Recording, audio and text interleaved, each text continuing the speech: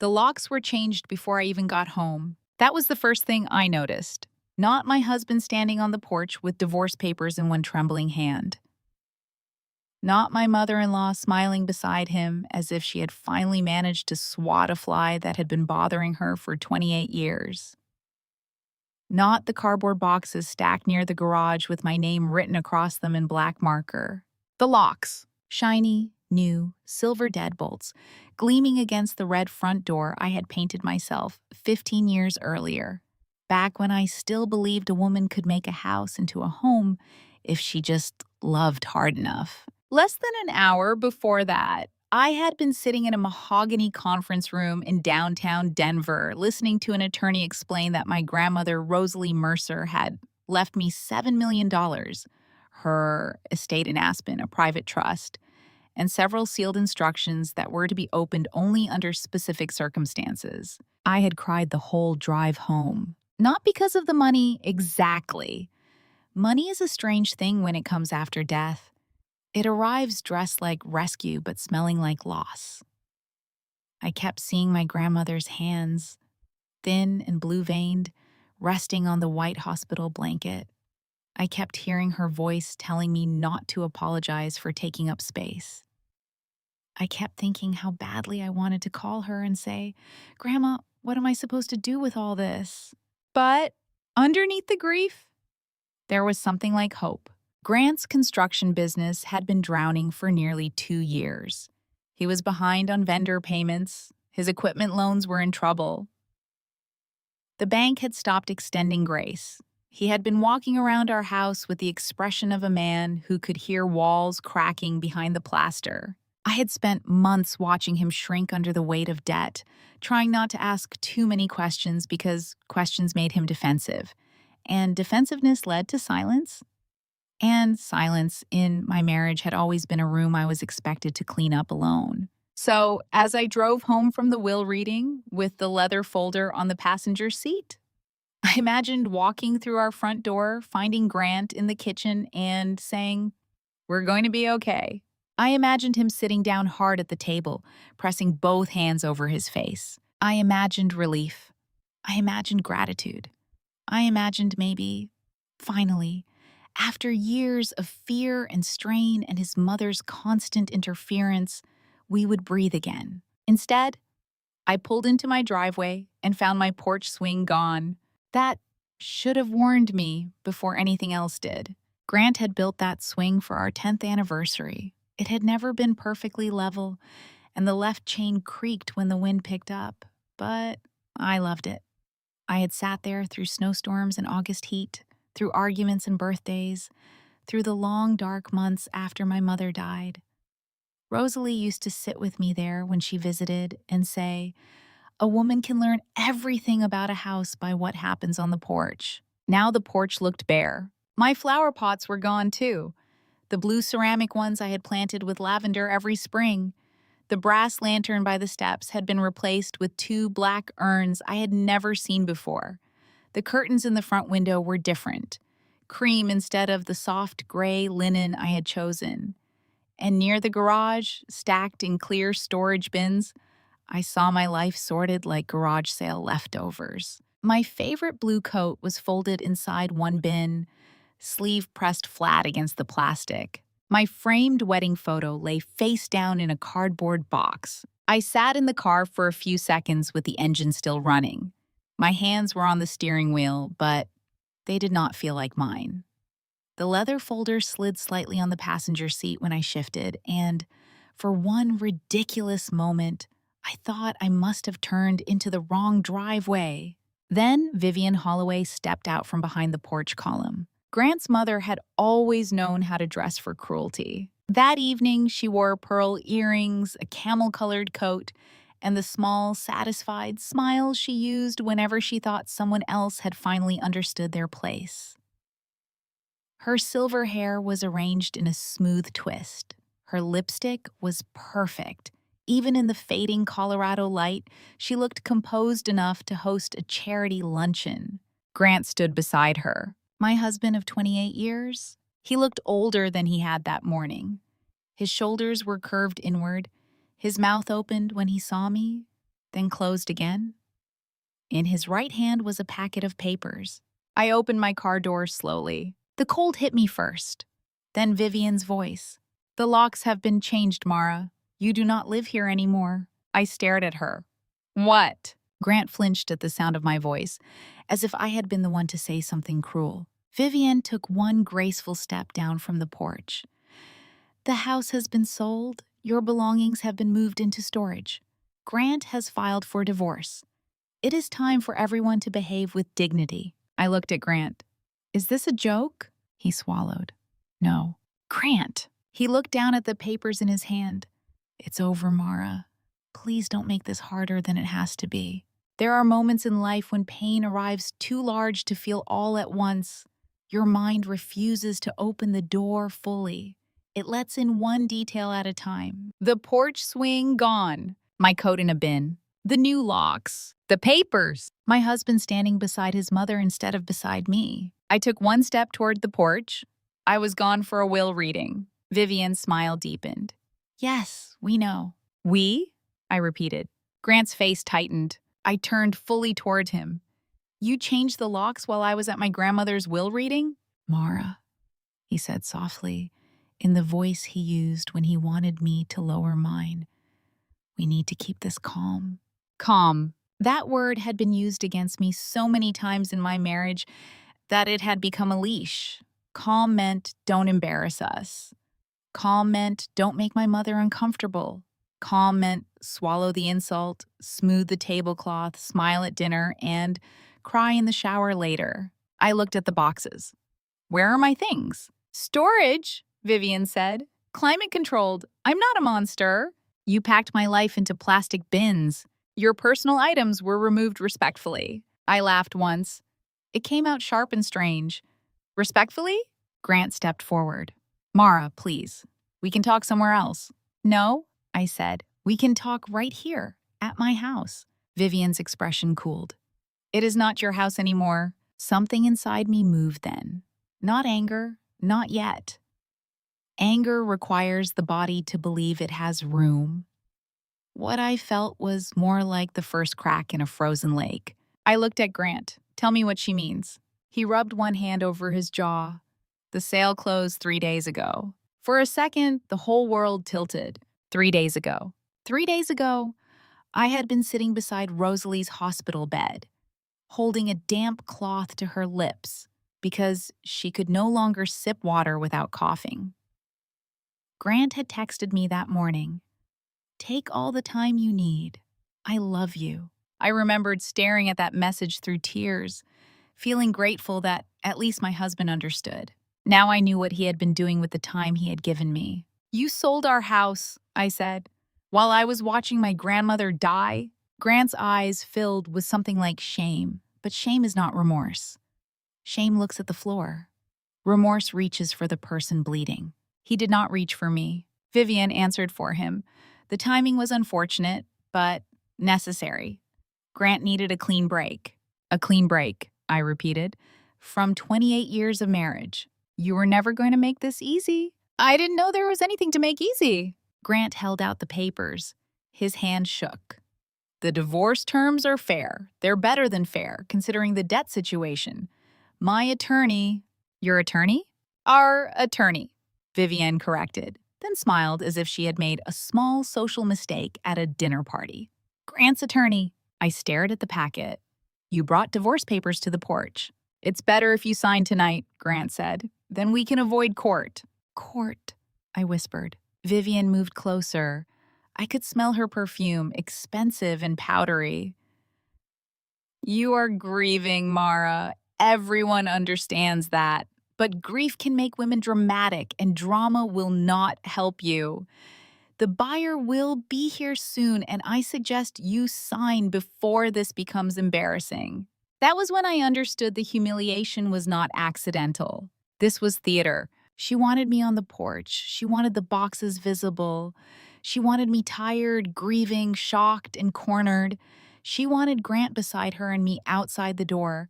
She wanted a buyer arriving so I would feel surrounded by strangers and pressure and shame. She had staged the end of my marriage like a social event. I looked at Grant. Were you going to tell me before or after I slept in my car? His mouth twisted. You were never going to sleep in your car. We arranged a hotel. We, I said again. Vivian sighed. Do not be dramatic. Women like you always land somewhere. Women like me. I had been trying to become acceptable to that woman since 1996.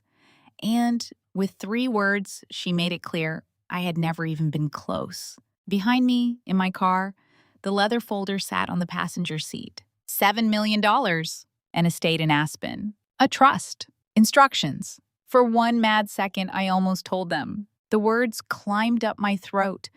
Rosalie left me money. Enough to save the business, enough to save everything, enough to make this ridiculous ambush unnecessary. But then I looked at Grant's hand holding the divorce papers, and the words died. Because he had not waited. Not 1 hour, not one conversation, not one act of faith after 28 years. He had decided I was easier to discard than to trust. He had stood on our porch with his mother and changed the locks before knowing I had come home ready to save him. A person can survive betrayal.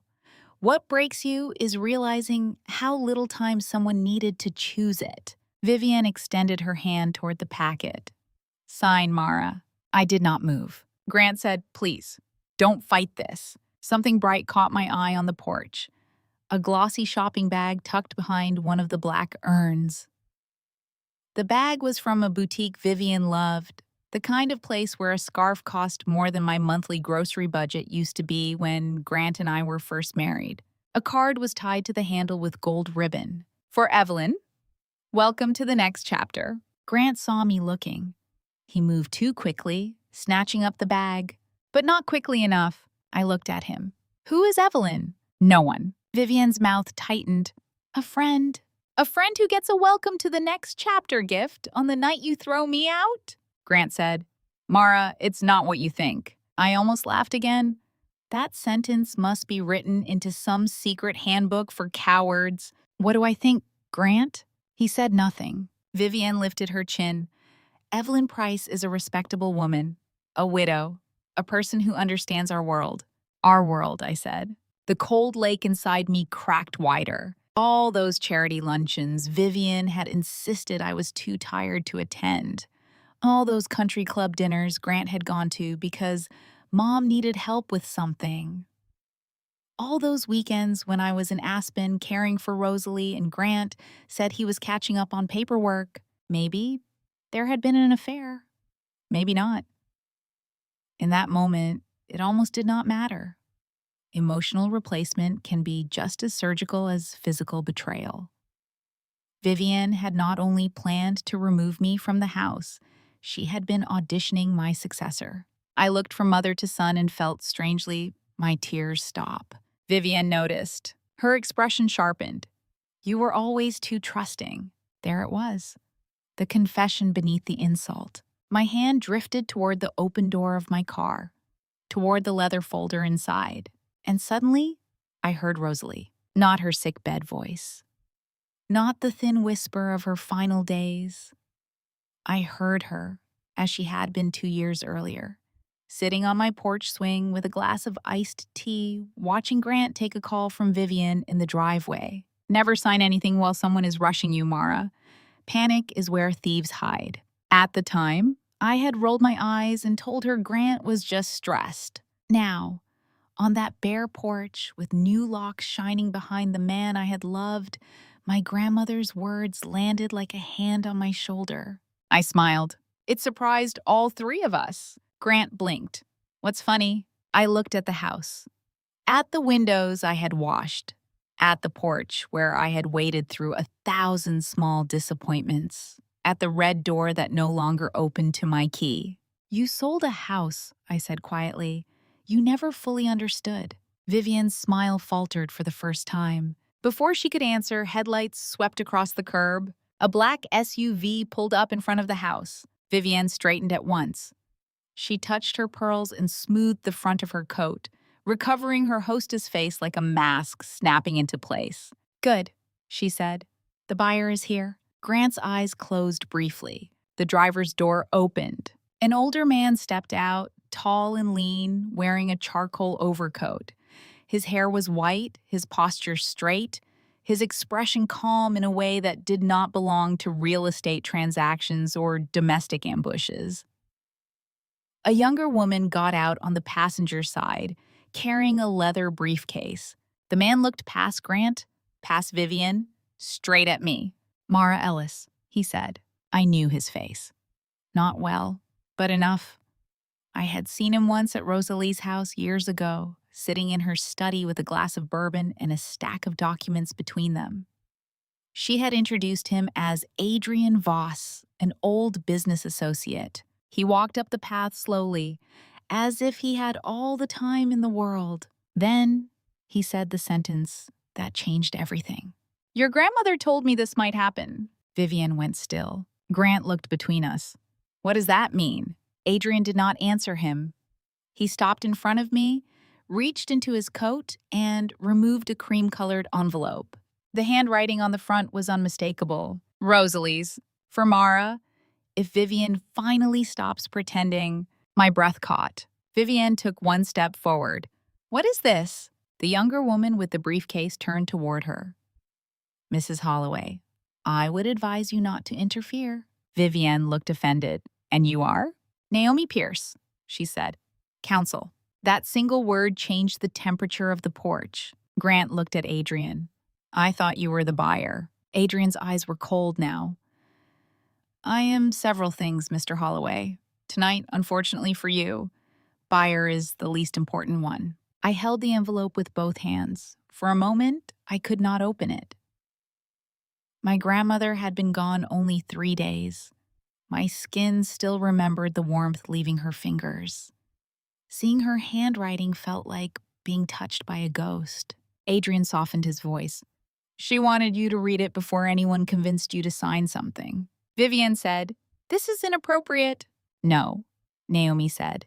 Changing the locks on a marital residence before proper notice was inappropriate. This is documentation. I opened the envelope. Inside was one page. My darling Mara, if you are reading this on the porch, then I was right. And for that, I am sorrier than you will ever know. You came home today thinking love would be met with love. I know you. You probably had good news in your hands and forgiveness already forming in your mouth. You have always tried to rescue people who were busy learning how to live without rescuing you. Listen to me now. Do not sign anything. Do not let grief make you obedient. Grant is weak, not harmless. Vivian is patient, not subtle. And the house is not as simple as they believe. Some people only reveal themselves when they think you have nothing left. Let them reveal themselves. I have loved you every day of your life. Grandma, by the time I finished reading, the porch had gone silent. I pressed the letter against my chest. Grant's voice was thin. Mara, what does it say? I looked at him and, for the first time in years, I did not feel responsible for easing his fear. Naomi opened her briefcase. It says the sale cannot proceed tonight. Vivian snapped, This house is in Grant's name. Naomi looked up. Partially? One word. That was all it took. Vivian's eyes narrowed. Excuse me? Adrian removed a folder from inside his coat. Mrs. Holloway, years ago, when Grant's business was under significant financial pressure, Rosalie Mercer assisted in stabilizing this property. Grant looked confused. What? Naomi said. As part of that rescue, a protected trust interest was recorded against the property. You signed the documents, Mr. Holloway. I signed a lot of documents. Yes, Naomi said. That seems to be a recurring problem for you. Vivian turned on Grant. What did you sign? He looked at her, pale. You told me to sign everything before the bank changed terms. The first crack between them appeared so cleanly, I almost heard it. Vivian's face hardened. Do not blame me for your carelessness. My carelessness? Grant said. You handled that refinance. I advised you. You told me Rosalie was being dramatic. Adrian stepped in. Rosalie was being careful. There is a difference. I listened to them, still holding the letter. Pieces began sliding into place. Not fully, but enough for me to understand that My grandmother had seen shadows in my marriage long before I admitted there was darkness. Naomi continued, the property could not be sold without proper disclosure of the trust interest. Any sale tied to a pending divorce may also trigger deeper financial review, particularly if one spouse was not properly informed and if marital assets were being moved or concealed. Vivian's face remained composed, but her eyes changed. This is absurd. No, Adrian said. This is precisely what Rosalie expected. Grant turned toward me. Mara, I didn't know. For 28 years, those 4 words had functioned like a magic spell in our marriage. I didn't know Mom said that. I didn't know you felt excluded. I didn't know the account was low. I didn't know you needed help. I didn't know you were lonely. I had accepted ignorance as innocence because the alternative was too painful. Now I looked at him and saw the truth. A man does not need to know every detail to be responsible for the harm he permits. Adrian looked at me. Rosalie instructed me to make an offer if this house was listed without your knowledge after her death. She suspected someone might try to move quickly while you were grieving. Vivian said, that is entrapment. Naomi did not blink. No, it is a test. You are thinking of the thing you failed. Grant stared at me. The buyer was your grandmother's attorney? Business associate, Adrian said. Attorney when necessary. Friend always. Vivian's mouth tightened.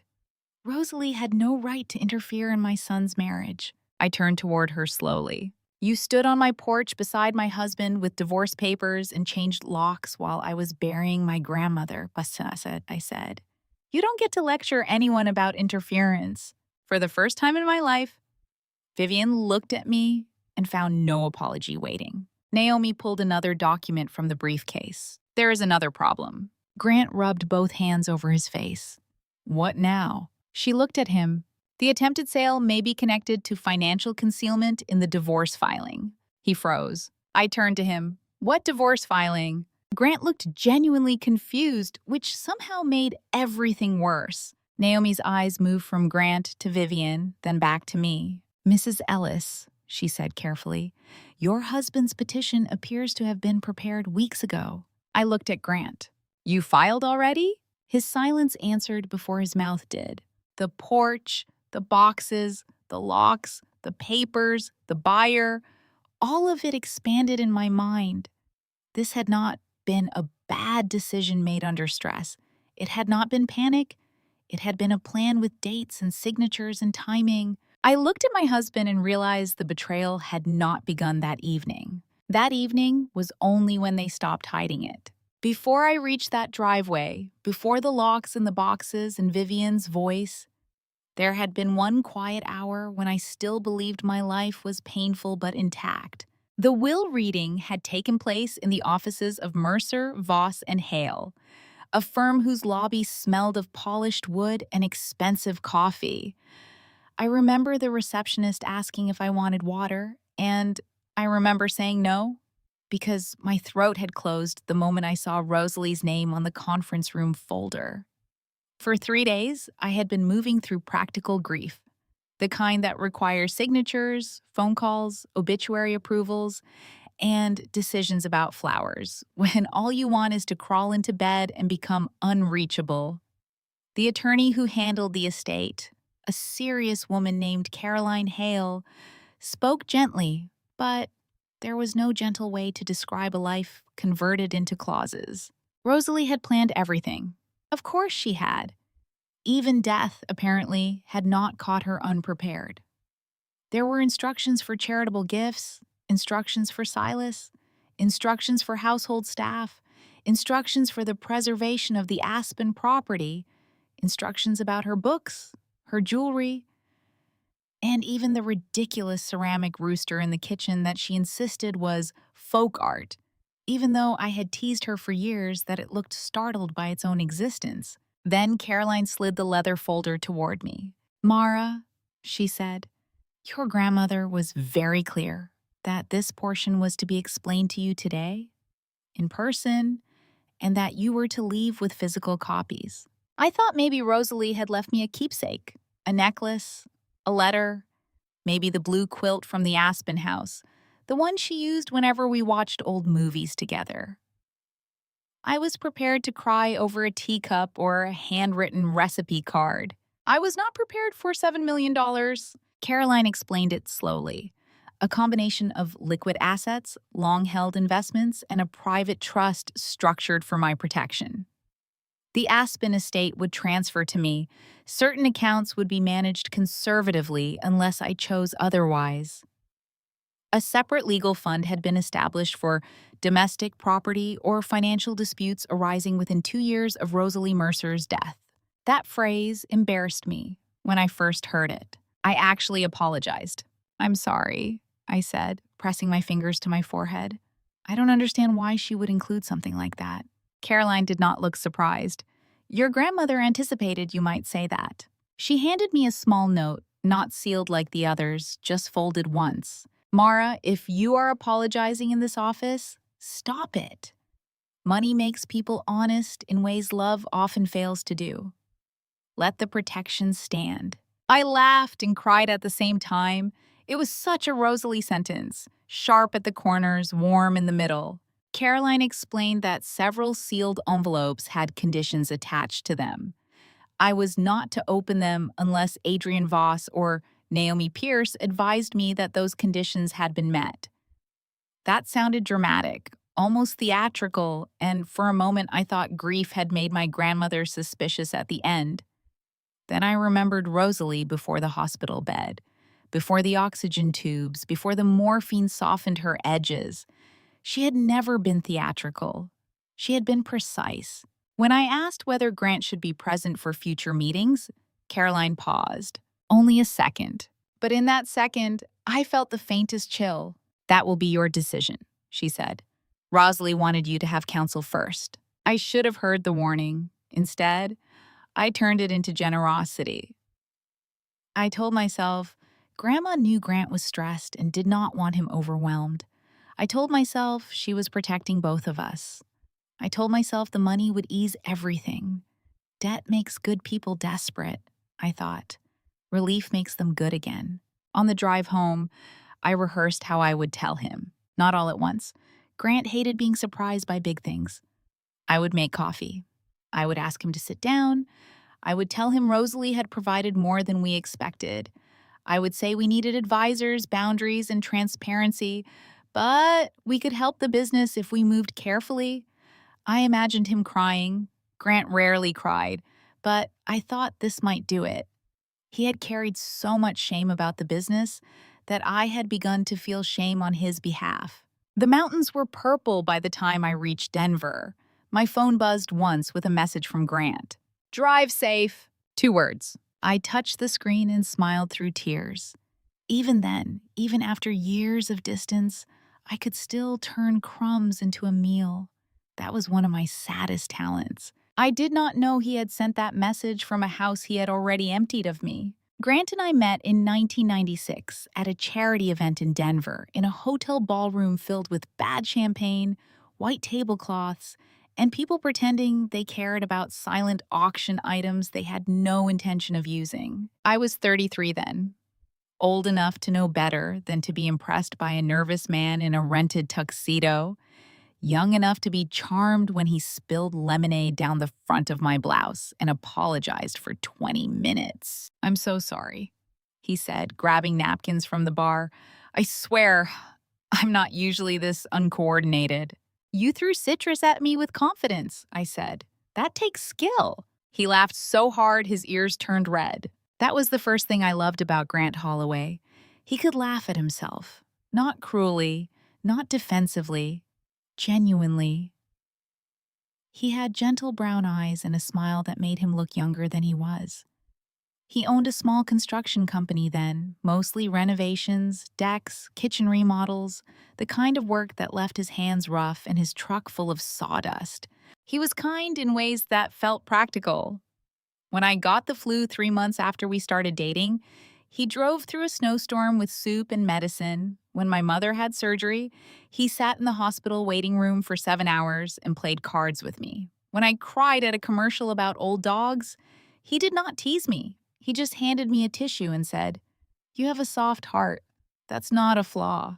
I had spent most of my life being told softness was something to hide. Grant made it feel safe. Or maybe I mistook being needed for being safe. At 61, I understand those are not the same thing. He proposed after 8 months. Rosalie told me it was fast. Fast isn't always wrong, she said, but people reveal themselves slowly. Make sure you are watching. I am watching, I told her. I was not. I was glowing. At our engagement dinner, Vivian Holloway wore navy silk and a diamond brooch shaped like a bird. She had reserved a private room at a restaurant I could not pronounce correctly, then corrected me in front of everyone with a little laugh. Mara is very independent, she said during dessert. That can be charming in young women, as long as they grow out of it. Everyone laughed politely. I smiled because I did not know what else to do. In the car afterward, Grant squeezed my hand. She doesn't mean it that way. There were signs before the engagement dinner, if I'm honest enough now to admit them.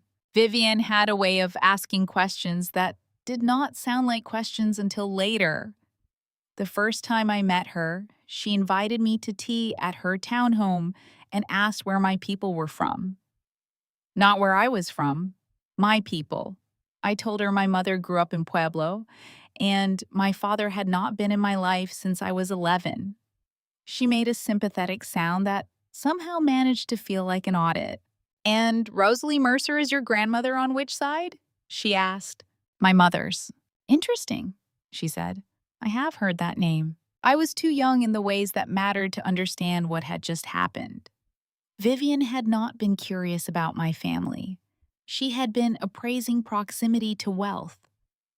Later, when she realized Rosalie was not the sort of woman who could be charmed into funding everyone's fantasies, Vivian's interest cooled into resentment. Grant was different around his mother from the start. With me, he was funny, loose, a little clumsy in a sweet way. With her, he became careful.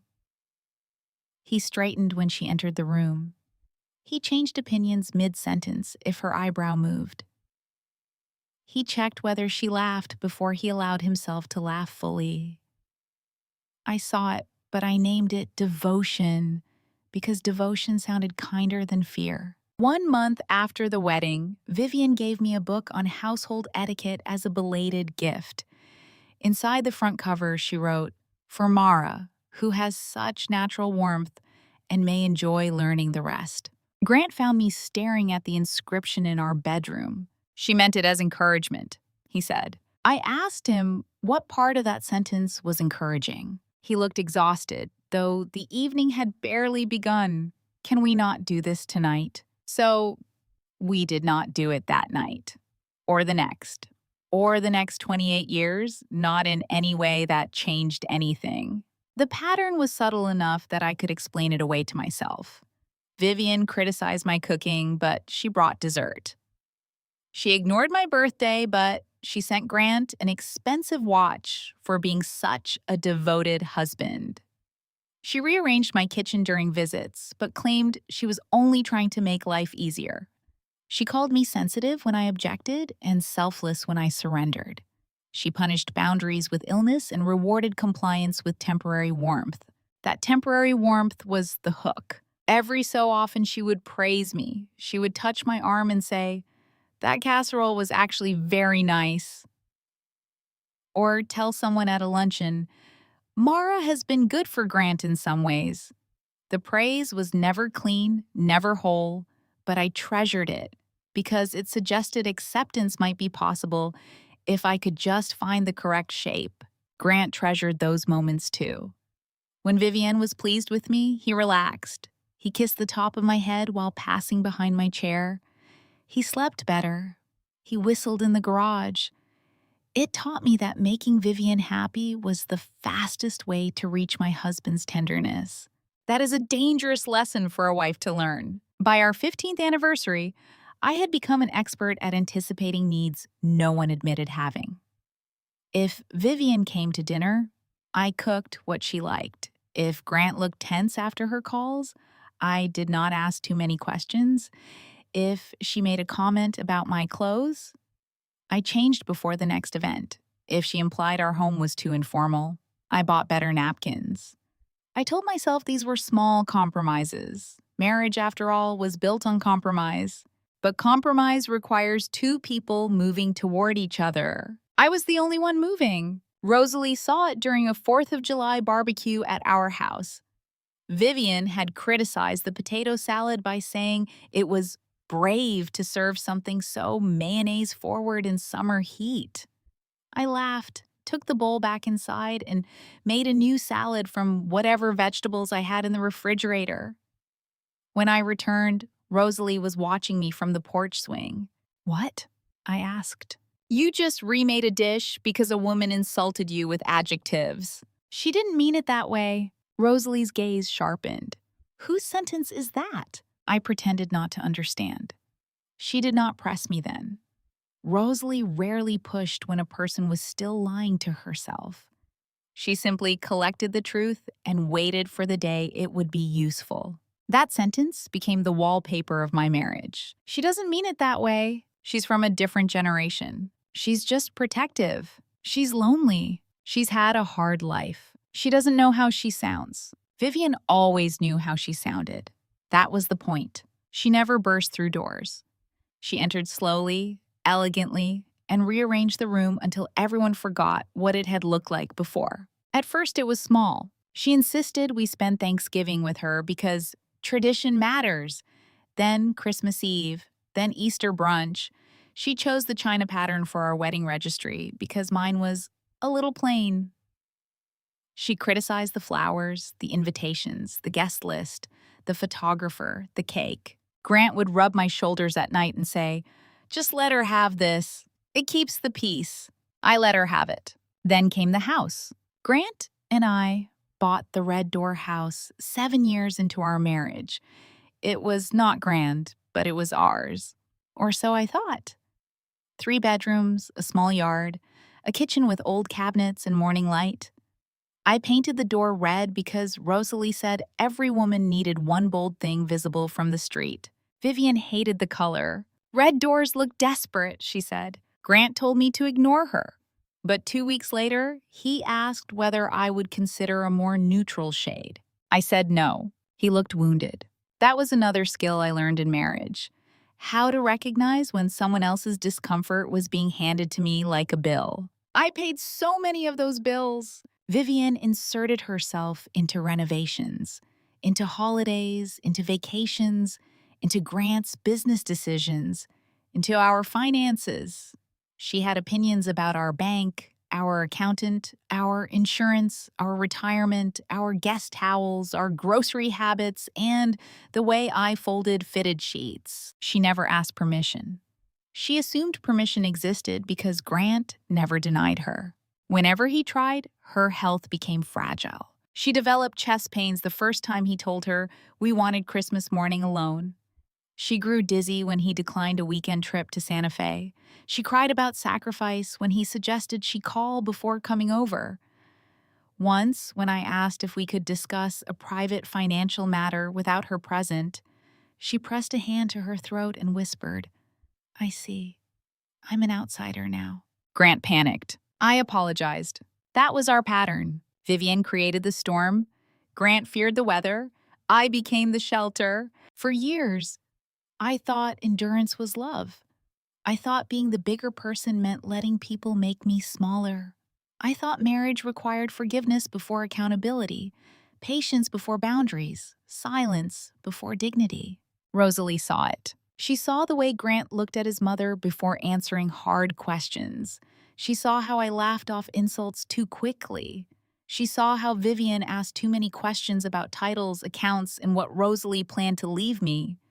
She saw how Grant became colder after private calls with his mother, how he would enter the kitchen with his jaw tight and say, "Mom thinks we need to be realistic."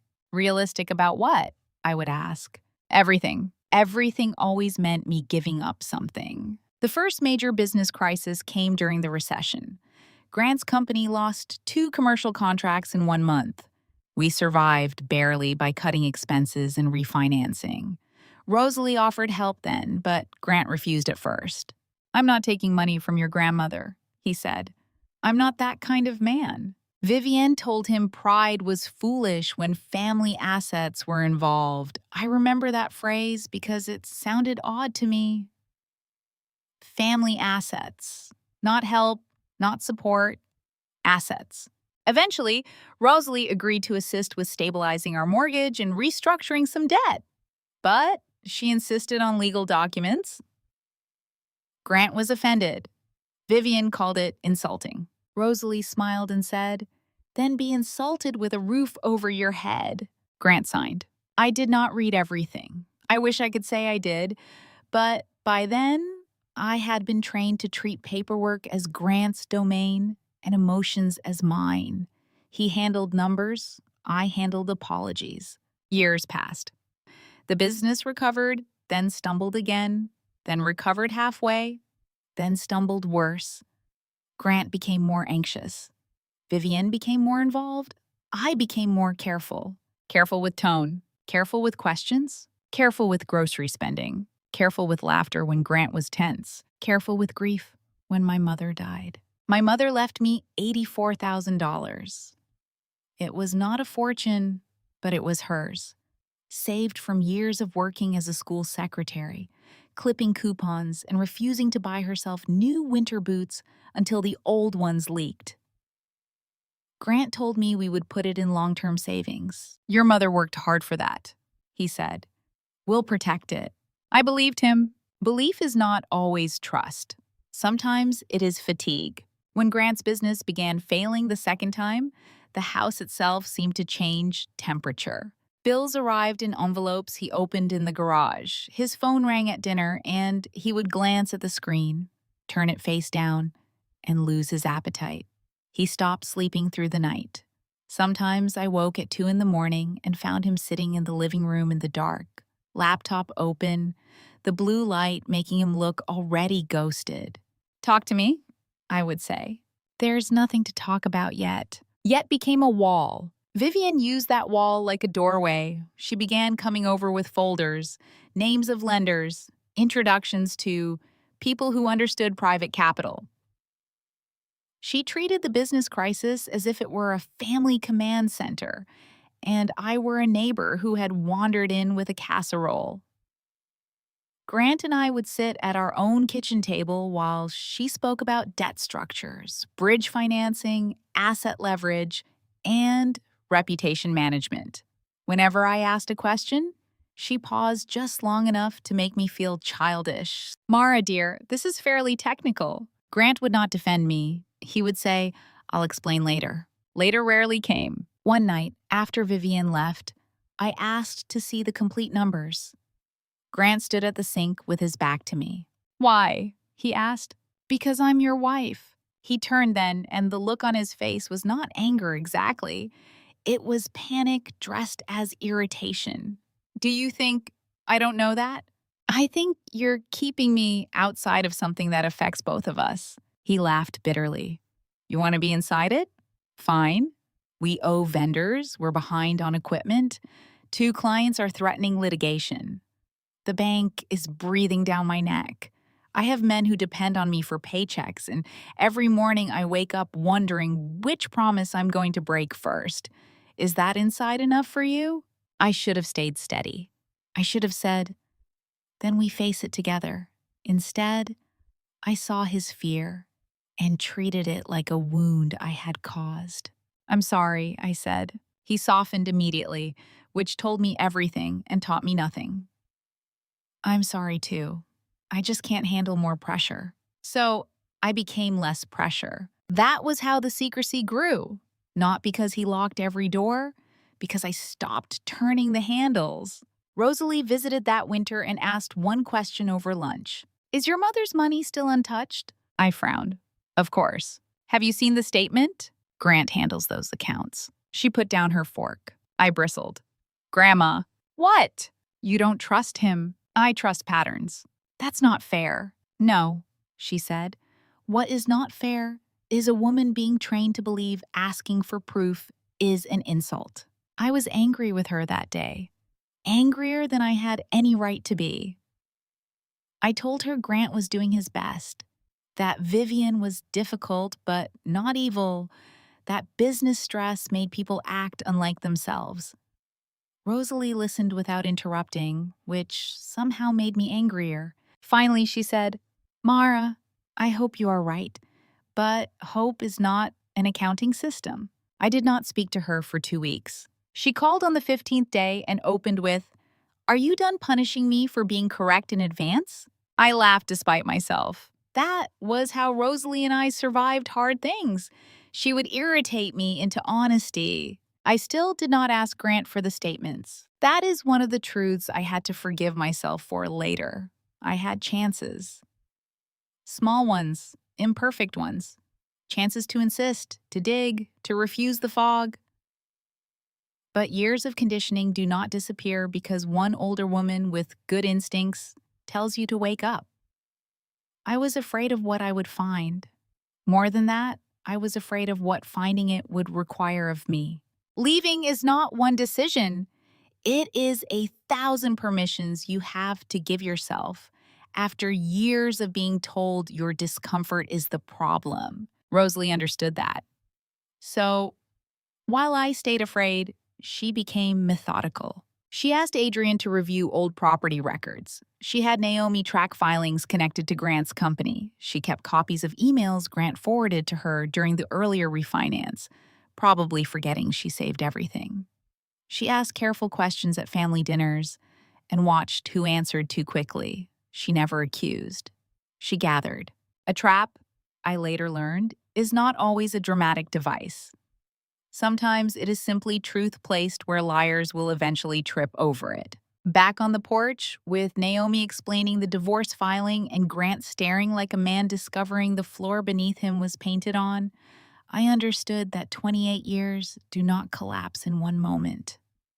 They rot quietly first. Naomi said, The petition was drafted before Rosalie Mercer died. I looked at Grant. You were planning this while I was sitting beside her bed. He looked miserable. I didn't want to do it like this. But you did. Mom thought. I raised my hand. He stopped. Not because I had yelled, because I had not. For 28 years, I had argued with tears, with explanations, with desperate attempts to make him understand my pain. Now my voice was calm enough to frighten him. No more sentences that start with Mom thought, I said. You are 63 years old. Vivian stepped in. Grant was trying to handle an impossible situation. Which situation? I asked.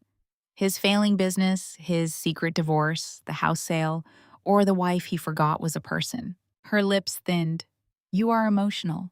I am observant. Adrian's mouth twitched as if he almost smiled. Naomi pulled out another sheet. The filing date appears intentionally scheduled for today. Today? I said.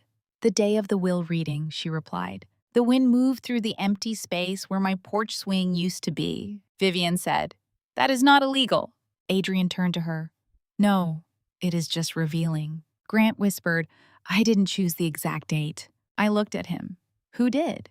He did not answer. Vivian's silence was cleaner than any confession. Naomi handed me a copy of a draft statement. This appears to have been prepared for Mr. Holloway's attorney.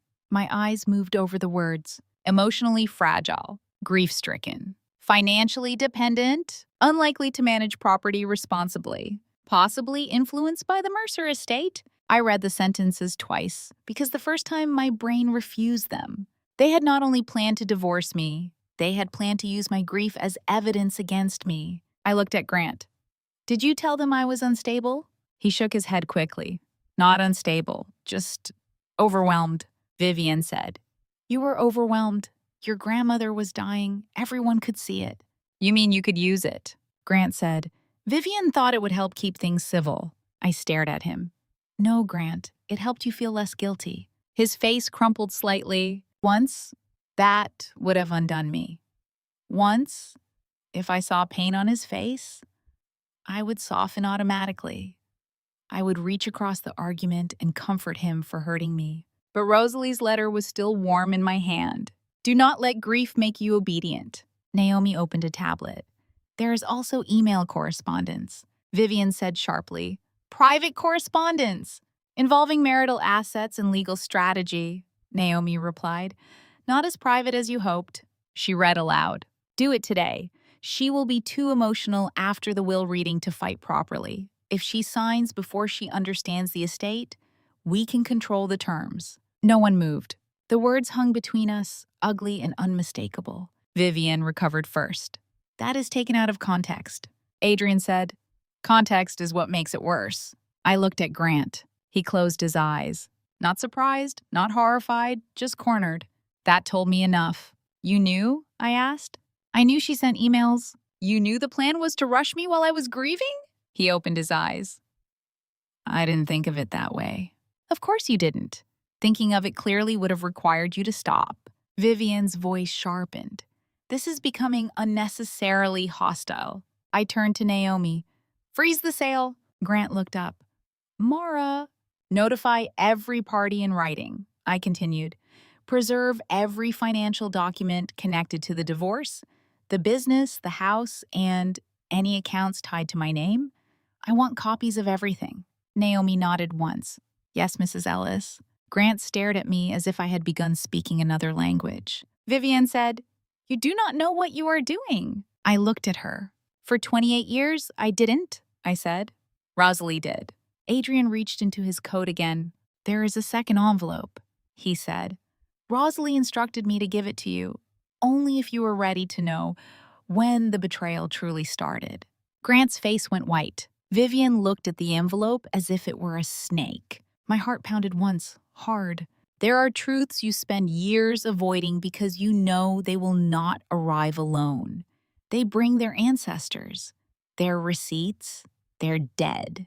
I thought of my mother's $84,000. I thought of Rosalie's warning. I thought of all the times Grant had told me we were fine, then snapped when I asked to see statements. I held out my hand. "Open it." The neighbors did exactly what people do when private pain spills into public view. They pretended not to look while looking with their whole bodies. Across the street, Mrs. Alvarez stood behind her sheer curtains, one hand lifting the fabric barely an inch. 2 houses down, the Keller boys slowed their basketball game until the ball bounced only once every few seconds. A dog barked, then stopped, as if even it understood the air had changed. Vivian noticed the audience and lowered her voice. That was always her instinct, not kindness. Optics. "Mara," she said, almost sweetly, "whatever papers your grandmother left you, this does not need to become a spectacle." I looked at my belongings in the driveway. "You made it a spectacle when you put my coat in a plastic bin." Grant followed my gaze and winced. "The movers packed quickly." The movers did not decide I no longer lived here. Adrian stepped closer to the boxes and lifted the lid from one. Inside were my winter boots, a stack of framed photographs, loose kitchen utensils wrapped in newspaper, and a small wooden jewelry box my mother had given me when I turned 16. The contents had been jumbled together with no care at all. Naomi photographed it. Vivian snapped, "Is that necessary?" "Yes," Naomi said. "For what purpose?" "Documentation." That word began to terrify Vivian. I could see it. She was fluent in implication, pressure, suggestion, and social punishment. Documentation was different. Documentation refused to be charmed. Grant shifted from foot to foot. "Can we at least go inside?" Naomi looked at the front door.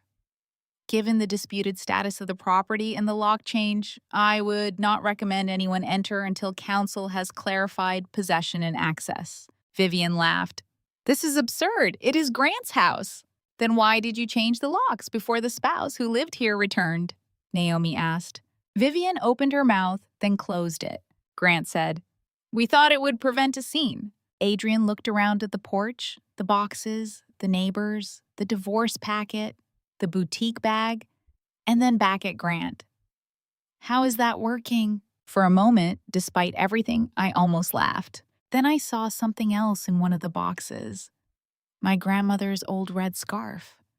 I had brought it home from the hospital because it still smelled faintly like her perfume. I had folded it carefully on my dresser before leaving for the will reading. Now it lay under a pair of shoes. The anger came then. Not hot, clean. I crossed to the box, picked up the scarf, and shook off a bit of dirt from the driveway. Grant watched me, confused by why that mattered more than the legal words flying around us. This was Rosalie's, I said. He swallowed. I didn't know. You keep saying that like ignorance is a shelter. Vivian said, It is a scarf. I folded it over my arm slowly. Yes. That is why you will never understand why you lost. Adrian's phone rang. He answered, listened for a moment, then said, Send the notice now. All parties. He hung up and turned to Naomi. The title company has been informed. Vivian looked sharply at him. Informed of what? That the sale is contested and that proceeding could expose multiple parties to claims they do not want. Grant rubbed his face.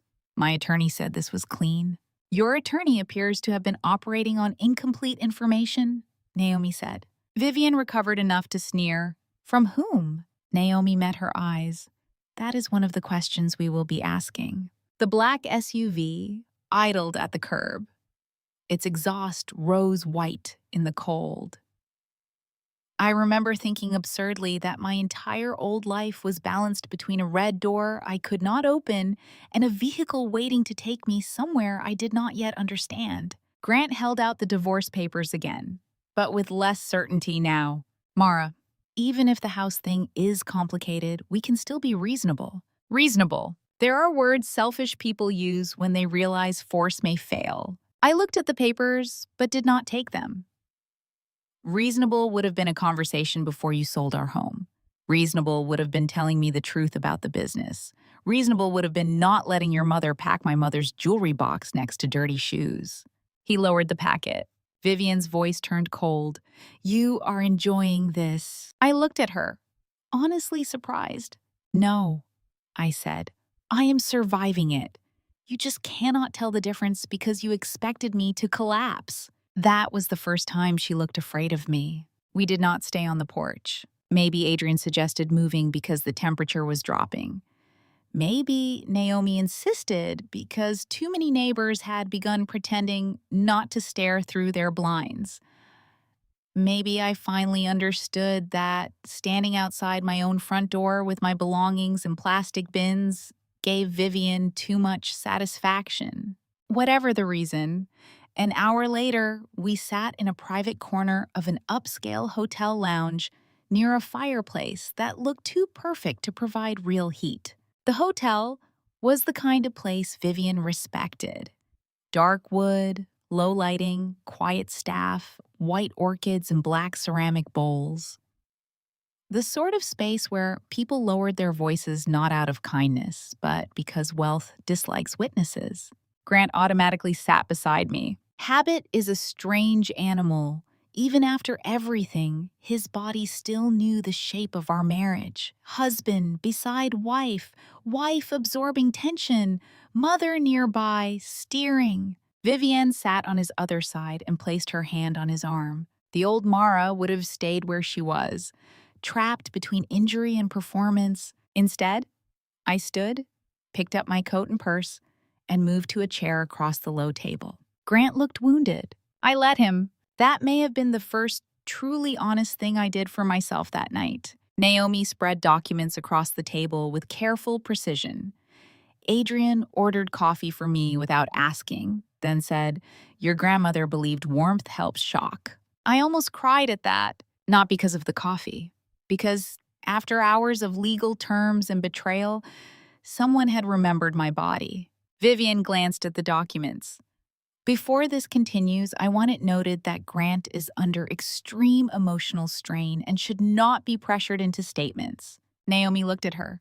You are not his attorney. I am his mother. Those roles appear to be in conflict. Grant rubbed his temples. Can we just get through this? I looked at him.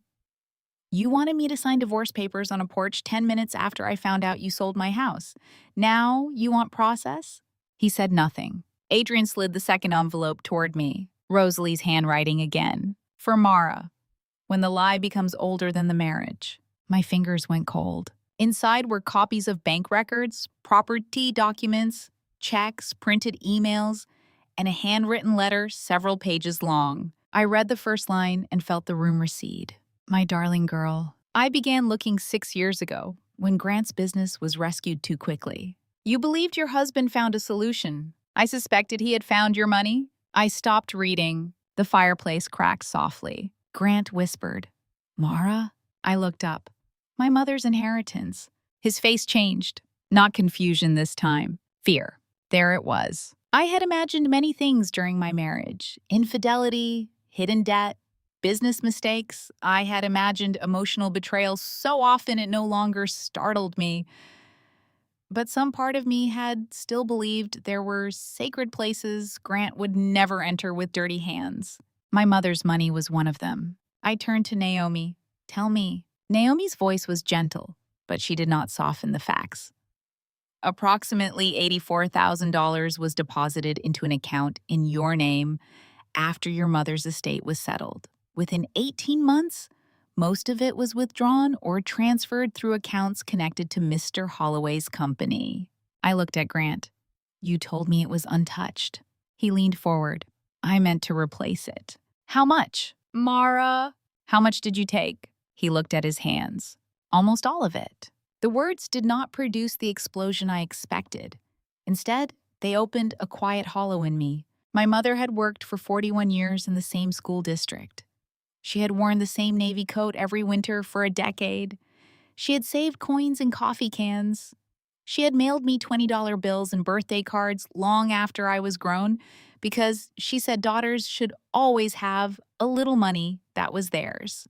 When she died, that $84,000 felt like the final shape of her care. Grant had spent it. Not lost it by accident, not borrowed it after asking, spent it while telling me it was safe. The money mattered, yes.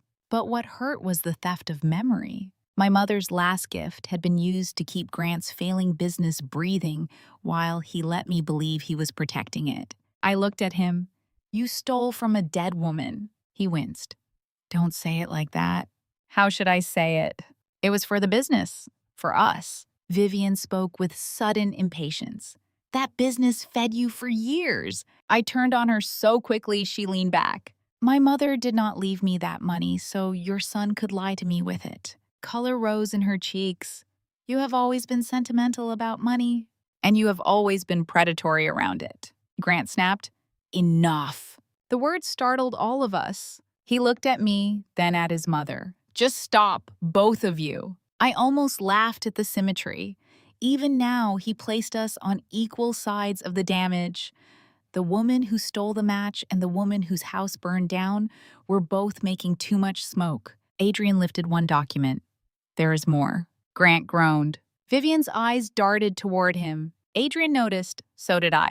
Several business losses?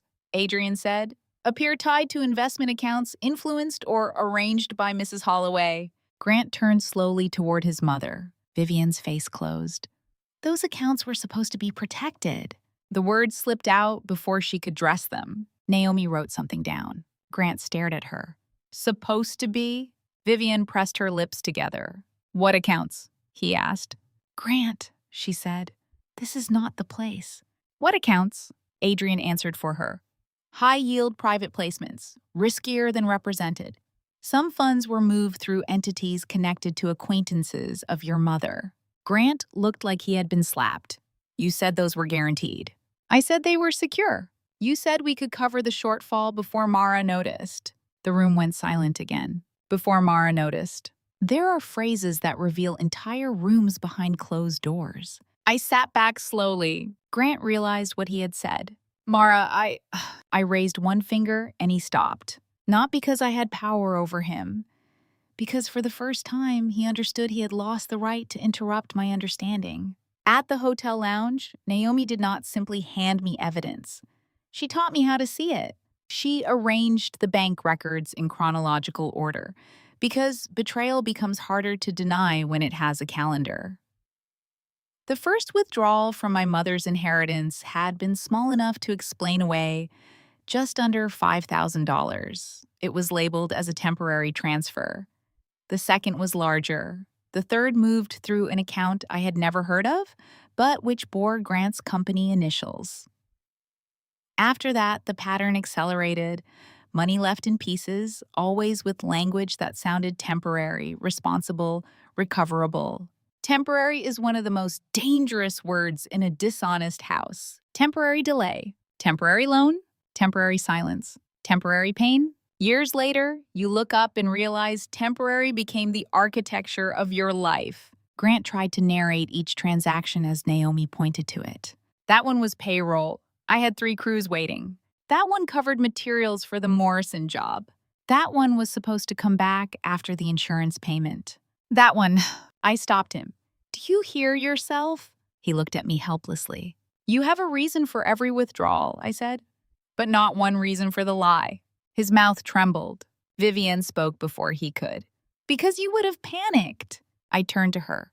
No, I would have had a choice. That silenced her for half a breath. Naomi said, that distinction matters. Vivian scoffed. Legally? Humanly first, Naomi said. Legally often follows. Adrian slid forward a copy of an old check. My mother's name appeared in the memo line because the bank had issued part of the estate distribution in a cashier's check. Seeing her name on that photocopy nearly unmade me.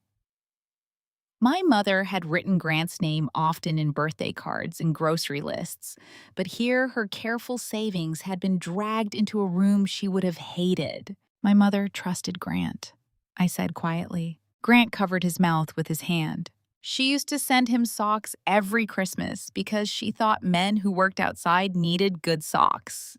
Do you remember that? He nodded. She saved that money in a bank account that earned almost nothing because she was afraid of risk. She told me once that if anything happened to her, at least I would have breathing room. Grant whispered, I was going to put it back. When? He had no answer. There is another kind of theft people rarely name. It is not just taking what belongs to someone else. It is taking their ability to decide what the loss means. For years, Grant let me believe my mother's final gift was safe. Because I believed that, I grieved differently. I made decisions differently. I comforted myself with a security that did not exist. He had not only spent the money, he had edited my reality. Naomi showed me one email from Grant to Vivian, sent after I had apparently asked about whether we should move the inheritance to a better account. Mara asked again. I told her not to worry. Need to get through next month. Then we can figure out how to rebuild it.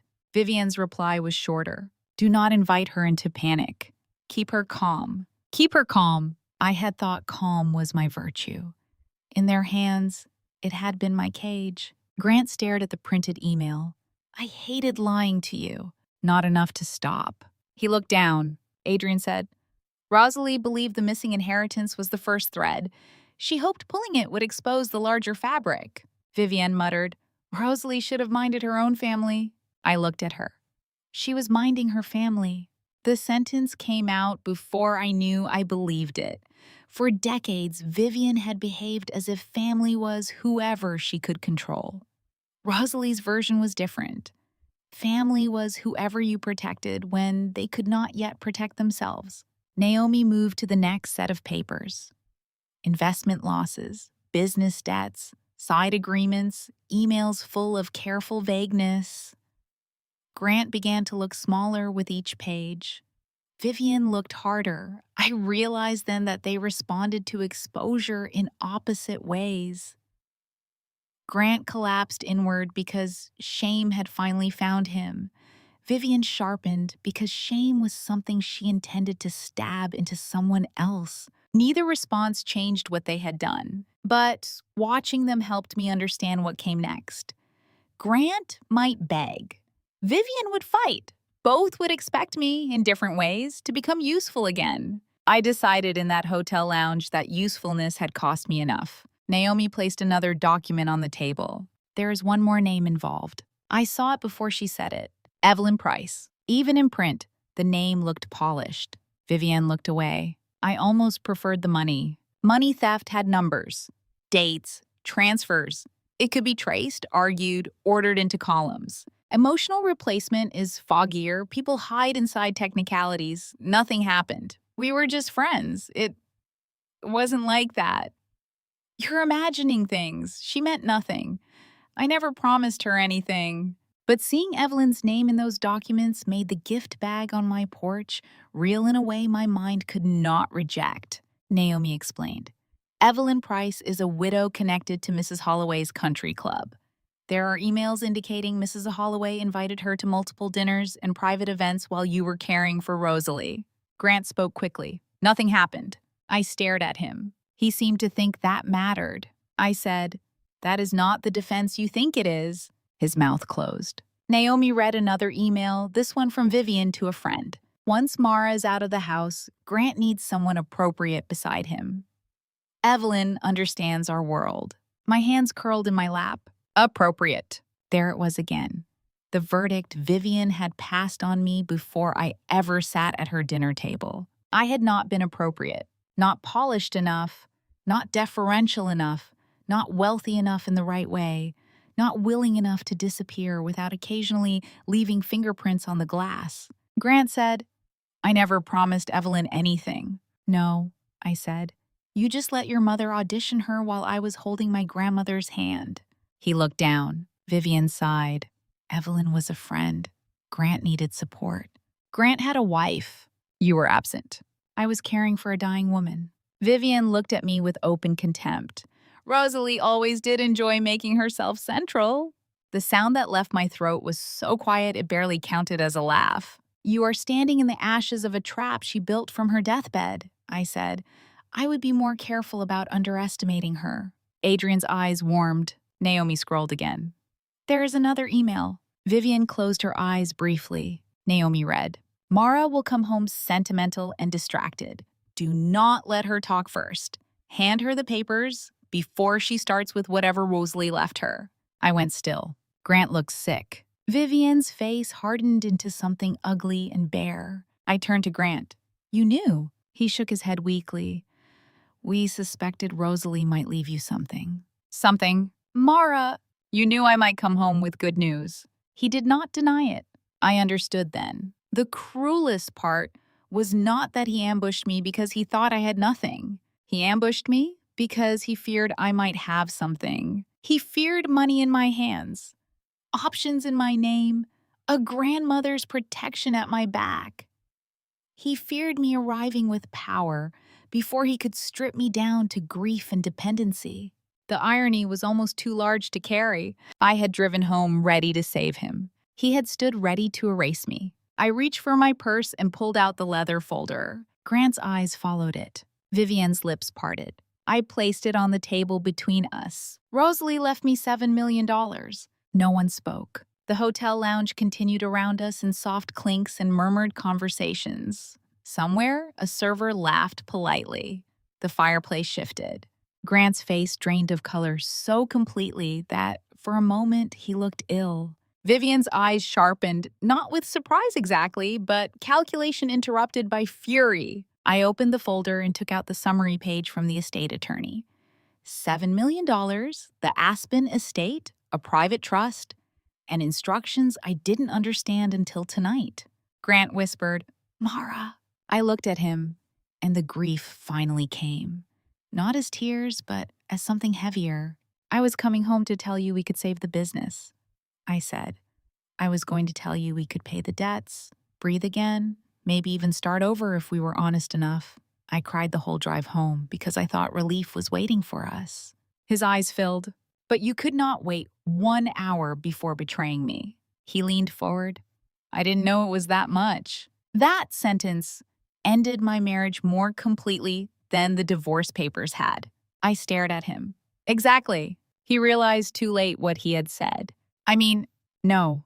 You do not get to mourn the future you burned down. Evelyn Price became real to me in fragments. A dinner receipt from a steakhouse where Grant had told me he was meeting a supplier. A photograph attached to one of Vivian's emails. Evelyn standing beside Grant at a charity auction, her hand resting lightly on his forearm. A message from Vivian to Evelyn saying, he has been through so much, and a good woman's steadiness would help him remember who he is. I stared at that line for a long time. A good woman. How many times had women been sorted that way by the people using them? Good if steady, good if quiet, good if decorative, good if useful to a man's recovery after he finished damaging someone else. Grant insisted again that nothing physical had happened. Naomi, to her credit, did not roll her eyes. I did. He looked wounded. It matters. It matters to your conscience, I said. It does not repair mine. Vivian leaned forward. Evelyn has dignity. She is not part of this circus. No, I said. She was supposed to be part of the curtain call. Grant's face reddened. Another email showed that Vivian had asked Evelyn about her availability the week after the planned divorce filing. Evelyn's reply was polite but interested. She wrote that she cared for Grant and hoped he would find peace after such a difficult marriage. Such a difficult marriage. I almost admired the efficiency. Vivian had written the obituary for my marriage before telling me it was dead, and she had cast herself as the grieving mother, Grant as the long-suffering son, and me as the unstable woman who made everyone's life hard by having feelings at inconvenient times. What did you tell her about me? I asked Grant. He hesitated. That hesitation was the answer, but I made him say it. What did you tell her? He rubbed both hands over his knees. That we had grown apart. I waited. That you were angry a lot. I waited. That you resented the business. I waited. His voice dropped. That you never really fit with my family. Vivian looked satisfied for one tiny poisonous second. I nodded slowly. And did you tell her why I was angry? No. Did you tell her your mother called me inappropriate in 3 different ways before dessert at Easter? Mara, did you tell her I resented the business because it had become a locked room where my money disappeared? He closed his eyes. Did you tell her I never fit with your family because your family kept moving the walls? Silence. There is a particular humiliation in learning that someone you loved has been rehearsing a version of you that makes your pain convenient to dismiss. Somewhere in country club dining rooms and charity committees, I had become difficult, emotional, unsuitable. A problem Grant had endured rather than a woman who had spent decades enduring him. Vivian said, "People saw what they saw." Yes, I said, and now they will see the documents. Her eyes flashed. Grant looked at me as if I had slapped him. You would make this public? I leaned back. You changed the locks in front of the neighborhood. That's different. Because that humiliation was mine? He looked away. Naomi quietly added another note to her pad. Adrian asked if I needed a break. I almost said no because I did not want Vivian to think I was weak. Then I recognized the old performance trying to put itself back on my shoulders. Yes, I said. I need 5 minutes. I walked to the restroom alone. In the mirror, I barely recognized myself. My eyes were swollen from grief, my hair flattened from the cold, my face pale except for 2 bright spots of color on my cheeks. I looked like a woman in the middle of a collapse. Then I looked closer. I also looked like a woman still standing. I washed my hands slowly. Rosalie had always said hot water could bring a person back to herself. I dried my hands with a towel so thick it felt absurd, then gripped the counter and whispered, "Do not go back in there as their wife." When I returned, Grant stood halfway from his chair, as if some part of him still expected to escort me. I walked past him and sat beside Naomi. It was a small choice. It felt enormous. Vivian recovered enough to speak. That kind of money would have destroyed Grant. I turned to her. No, Vivian, it would have freed him from you. That is what scared you. Her expression shifted. There are truths people can deny with words, but not with faces. For 28 years, I had thought Vivian wanted Grant successful, respected, secure. But sitting in that lounge, I understood that what she truly wanted was Grant dependent. A struggling son could be managed. A fearful son could be directed. A guilty son could be owned. A husband rescued by his wife's inheritance might have had to look at his wife differently. Vivian could not allow that. Naomi placed one final document on the table. Mrs. Holloway retained separate legal counsel 2 days before the sale was finalized. Grant turned toward his mother. What? Vivian's mouth tightened. I have a right to protect myself. Grant blinked as if the words had struck him slowly. Protect yourself from what? She did not answer. Naomi did. from potential liability if the sale, transfers, or divorce strategy were challenged. Grant's voice changed. Why did you need your own lawyer if this was all for me? Vivian looked at him, and for the first time all night, she seemed truly annoyed. Not frightened, not ashamed, annoyed that he had finally asked a useful question. Because you sign things without reading them, she said. Grant stared. She had meant to wound him. But she revealed the architecture of the whole plan. Grant signed. Grant sold. Grant withdrew. Grant filed. Grant stood on the porch. Vivian advised. Vivian arranged. Vivian suggested. Vivian protected herself. He was not innocent, not even close. But he was disposable, and he had just realized it. The collapse of Grant and Vivian Holloway did not look dramatic at first. There was no screaming, no overturned table, no shattered glass. It began with Grant leaning back in his chair and looking at his mother as if she had become a stranger across the room. You told me you were protecting the family, he said. I was. Then why is every escape route in your name only? Vivian's eyes flashed. Do not speak to me like I am one of your subcontractors. Grant laughed once, hollowly. You mean one of the people I can't pay because I listen to you? Her face tightened. For decades, she had controlled him through volume disguised as fragility. A sigh here, a trembling hand there, a wounded stare. But now, she seemed to sense that fragile would not work. Not with documents on the table. Not with Naomi taking notes. Not with Adrian watching her like a chess player who already knew her last move. So Vivian dropped the mask, and beneath elegance was not grief. It was contempt. You would have lost everything without me, she said. Grant stared at her. I lost everything with you. You were weak before Mara. She made it worse. He flinched. I did not. Once, I would have defended myself. Explained that I had supported Grant, listed the late nights, the budgets, the meals, the sacrifices, the kindness. I would have begged the room to recognize my effort. But there is a freedom in letting people expose themselves without trying to correct the portrait. Vivian turned to me.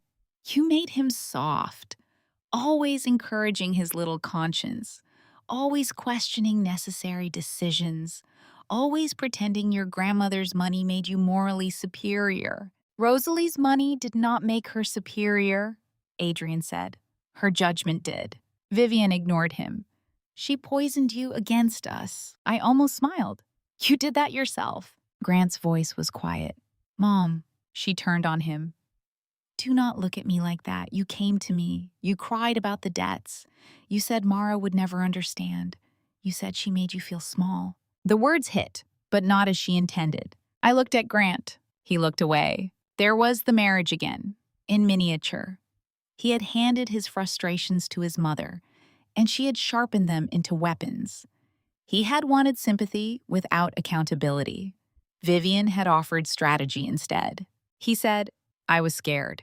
Vivian snapped, You are always scared. The room seemed to inhale. Grant's shoulders lowered. For the first time all night, I saw him clearly, not as the man I had loved. Not as the husband who had betrayed me, but as a boy who had spent his whole life mistaking control for care. It did not absolve him. Pity can explain a wound without healing the one he caused. He turned to me. For once, he said, I should have chosen my wife. The sentence landed gently and uselessly. I looked at him for a long moment. You are right, I said, but you are 28 years late. His face crumpled then. A year earlier, I might have crossed the space between us. 6 months earlier, maybe. Even 3 days earlier, at Rosalie's bedside, I might have softened at the sight of his tears. But grief had stripped something from me that I no longer wanted back. Vivian said, This melodrama is pointless. What exactly do you people think you can do? Naomi folded her hands. The house sale is frozen pending review. The divorce filing will be challenged. Financial records connected to marital assets, the business, and Mrs. Ellis's inherited funds will be audited. The missing funds from her mother's inheritance must be addressed. Your role in certain transfers and communications may become part of civil litigation. Mr. Holloway will need counsel independent of you. Grant looked at Naomi. Civil litigation? Possibly more, depending on what the records show. Vivian's expression remained rigid, but a small pulse moved in her throat. Grant whispered, I can't afford this. No one answered. That was another lesson I learned that night. Consequences sound cruelest to people who expected rescue. Grant turned to me. Please. I knew what he wanted before he said it. Please tell them I didn't mean to hurt you. The old language. The old door. I looked at him, and the sadness I felt was real. Not soft enough to save him, but real. I believe you did not mean to feel consequences, I said. That is not the same thing. He covered his face with both hands. Vivian rose from her chair. You will regret humiliating this family. I looked around the private lounge, at the documents, the attorneys, the husband who had let his mother turn our marriage into a transaction. And I felt the strange calm of a person whose worst fear had already happened. I did not humiliate this family, I said. I stopped hiding what it was. Adrian stood. Mara, my driver can take you to Aspen tonight if you want. Rosalie's estate is ready for you. Aspen. The word felt unreal. My grandmother's house in the mountains, with its stone fireplace and long windows and blue quilt folded over the back of her favorite chair. A place I had visited all my life, but never imagined as mine. Grant looked up sharply. You're leaving tonight? I looked at him. You changed the locks. I didn't think. No, you didn't. He stood too. Don't leave like this. For a moment, I saw all the versions of him layered together. The man who spilled lemonade on me in 1996. The man who drove through snow with soup. The man who held my hand at my mother's funeral. The man who let his mother insult me at dinner. The man who stole my inheritance. The man on the porch with divorce papers. Love does not disappear just because truth arrives. Sometimes truth makes love heavier because you finally see what it cost you. You packed my life into boxes while I was burying the woman who protected me, I said. There is no gentle version of goodbye left. I walked out with Adrian and Naomi. Grant followed me to the lobby. Vivian followed him, because even in ruin, she could not stop steering. At the hotel entrance, snow had begun to fall. Small flakes drifted under the streetlights, softening the cars, the sidewalk, the black SUV waiting at the curb. Mara, Grant said behind me. I stopped but did not turn. I'm sorry. The words were small. Late. True. Maybe. Not enough. I know, I said. Vivian's voice cut through the cold. You will be alone in that big house. I turned then. She stood under the hotel awning, pearls shining, mouth tight with the last weapon she had left. Loneliness. The thing she had used to keep Grant obedient. The thing she assumed would send me crawling back toward any familiar cruelty rather than face an empty room. I looked at her and felt something almost like gratitude, because she still did not understand. No, Vivian, I said. I was alone in yours. Then I got into the SUV. The drive to Aspen took hours. I do not remember most of it. Shock is merciful that way. It blurs the road when your mind cannot carry the scenery. I remember the soft leather seat beneath my hands, the low hum of the engine, Adrian sitting in front beside the driver, making a few quiet calls.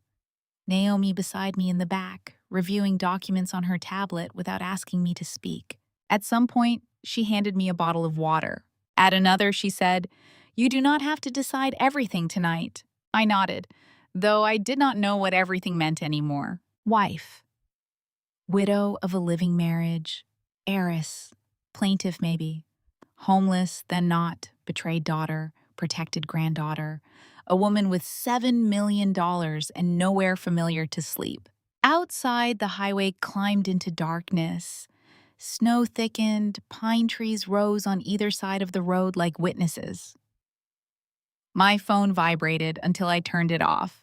Grant called 12 times before midnight. Vivian called once. I did not answer. When we reached Rosalie's estate, the sky was black and the house was glowing. I had always loved that first view from the long driveway. The stone pillars at the gate, the pines heavy with snow, the warm squares of light in the windows. The roofline nestled against the mountain like it had grown there instead of being built. A man came out before the SUV stopped. Silas Boone. He had been Rosalie's caretaker for almost 15 years, though caretaker was too small a word. He managed the grounds, fixed what broke, stocked the pantry before storms, argued with Rosalie about crossword answers, and once drove 4 hours to retrieve her favorite reading glasses from a hotel because she refused to admit she needed a second pair. He opened my door. "Miss Mara," he said, voice rough, "I'm sorry about your grandmother." That was what broke me. Not the locks, not the papers, not the money, not even my mother's inheritance. Someone finally said her loss out loud without attaching it to strategy. I stepped out of the SUV and folded forward like my body had been waiting for permission. Silas caught me gently, one hand on my shoulder, the other steadying my arm. "She loved you something fierce," he said. I cried then. Ugly, exhausted, uncomposed tears. Snow landed in my hair and melted on my cheeks. Naomi stood quietly nearby. Adrian looked toward the trees, giving me privacy without abandoning me. When I could breathe again, Silas led me inside. The house smelled like cedar, old books, and lemon oil. Rosalie's smells. Her reading glasses sat on the table beside the sofa. A half-finished crossword lay open with her pencil resting diagonally across it. The old kettle was on the stove. A blue quilt folded over the chair near the fireplace. In the kitchen, a stack of handwritten recipe cards sat under a ceramic rooster I had teased her about for years. Blueberry cobbler, chicken and dumplings, lemon cake for sad days. The house did not feel like wealth that night. It felt like love refusing to leave quickly. I walked from room to room, touching small things. The banister, the back of her chair, the frame of a photograph showing the two of us when I was 10, both of us laughing with our mouths open. Her cardigan still hung on the hook by the mud room. In the study, a fire had been laid but not lit. Silas asked if I wanted one. "Not yet," I said. I did not know why. Maybe because I wanted the room exactly as she had left it for one more minute. Rosalie's study had always been my favorite room. Built-in shelves, green lamps, a wide desk facing the windows. She had run much of her life from that desk, writing checks, reading contracts, sending birthday cards, and terrifying men who underestimated women over 70. On the desk sat another envelope. Of course it did. For Mara. When you finally stop asking why they did it and start asking why you stayed. I sat in her chair because my knees would not hold me. The envelope felt heavier than the others. Inside was a letter and a small leather journal. I read the letter first. "My darling Mara, by now you know some of what they did. You will be tempted to spend years asking why. Why did Grant lie? Why did Vivian hate you? Why did they choose the cruelest moment? Why was your love not enough to make him brave? Those questions have answers, but none of them will give you peace. The harder question is why you stayed after the first 100 times you felt yourself disappear. I do not ask this to blame you. Never. I ask because blame keeps women looking backward at the people holding knives, while truth asks who taught us to stand still and call it loyalty. You have spent your life carrying other people's emotions as if they were sleeping children. Grant's regret is not your responsibility. Vivian's loneliness is not your sentence. Pity is not a marriage. Peace purchased with self-erasure is not peace. I knew you would forgive him before you protected yourself, so I protected you first. Read the journal only when you are ready to be seen. I love you beyond money, beyond houses, beyond law. Grandma, I sat there for a long time before I opened the journal. A person can crave being seen and fear it at the same time. The first entry was dated 6 years earlier. Mara apologizes when Vivian insults her. Grant watches and says nothing. The second, Grant checks his mother's face before answering his wife. Mara pretends not to notice. I notice. Another? Vivian asks too many questions about property titles, says it is just practical. Practical people do not smile like foxes. Another? Mara still believes endurance is love. Someone must leave her a map out. I turned pages slowly. Rosalie had documented conversations, dates, impressions, financial concerns. She wrote about Grant's business losses, Vivian's increasing involvement, my mother's inheritance, the refinance documents, the way I defended Grant even when my voice shook. One entry undid me. If I die before Mara sees the truth, the documents must speak for me. I pressed the journal to my chest and bent over it. I had spent so many years believing my pain was private because no one acknowledged it. But Rosalie had seen, not vaguely, not sentimentally. She had seen the exact shape of my shrinking and prepared for the day I would need evidence stronger than my own doubt. Rosalie's journal did not only record pain, that is what kept it from becoming unbearable. Between observations about Vivian's questions and Grant's evasions, there were memories of me I had forgotten or never known she treasured. Mara brought lemon cake today and pretended it was overbaked. It was perfect. Mara thinks kindness is ordinary because she gives it away too freely. Mara fell asleep in the blue chair after taking me to treatment. She looked 12 years old. I wanted to cover her with every good thing I own.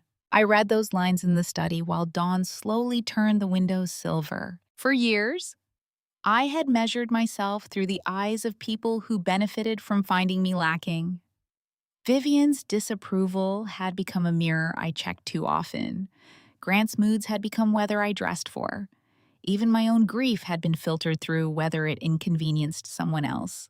Rosalie's journal offered a different mirror. In it, I was not too sensitive. I was tender, not difficult, awake, not dramatic, in danger. One entry near the end was written in shakier handwriting. If Mara is angry with me when this opens, let her be angry.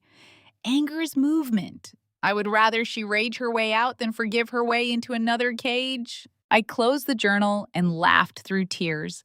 You impossible woman! Silas found me there mid-morning with cold tea beside me and the journal open in my lap. She used to sit right there and mutter at papers, he said from the doorway.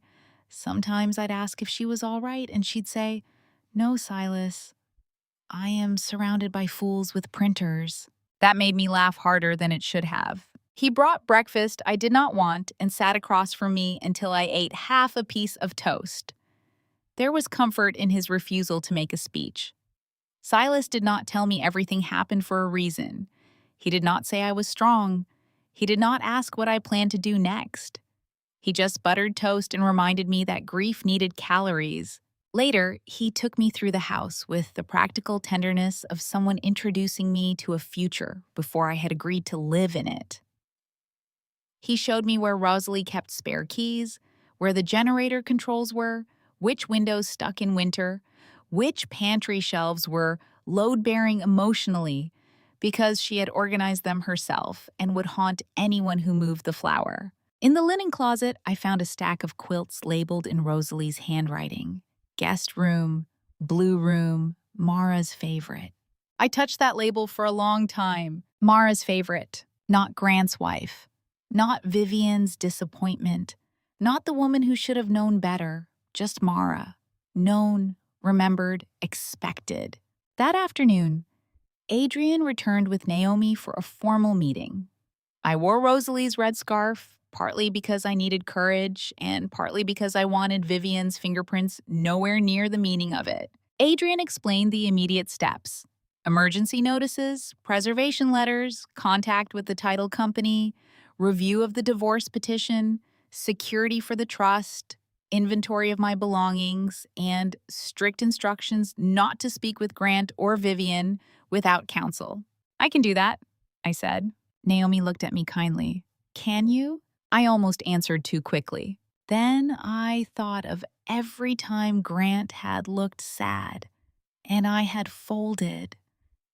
Every time Vivian had sounded frail and I had apologized. Every time silence had frightened me into repairing damage I did not cause. I can try, I said. That is the honest answer, Naomi replied. So we made practical protections for my emotional habits. Grant's calls would go to voicemail, emails would forward to Naomi. If he appeared at the estate, Silas would handle the gate. If Vivian contacted local acquaintances, Adrian would respond through counsel. The plan was not only legal, it was behavioral. Rosalie had known I might need help not betraying myself out of sympathy. That embarrassed me until Adrian said, Mara, seatbelts are not insults to drivers. They are protection for moments of impact. I held on to that. That night, I slept in the blue room instead of Rosalie's bed. On the pillow was another small note she must have left long before she died. Rest before you decide who deserves your mercy. For once, I obeyed her. Silas knocked softly an hour later and brought tea. She left instructions for everything, he said. Even the brand. I laughed through tears. That sounds like her? He smiled. She said you'd be mad about some of it. I am. She said that was good. I looked toward the window. Snow fell beyond the glass, covering the dark lawn. Somewhere in the house, the heat clicked on. It sounded domestic, ordinary, impossible. Did you know? I asked. Silas did not pretend not to understand. Some, not all. Mrs. Mercer didn't share other people's secrets unless she had to. She knew Adrian was the buyer? He nodded. She said if Mr. Holloway listed the house without telling you, Mr. Voss was to make a clean offer and let them walk themselves into daylight. The buyer was an alarm bell, I said. Silas smiled sadly. That's how she put it. The sale was the trap. Grant and Vivian had thought they were moving quickly. They had thought grief made me weak.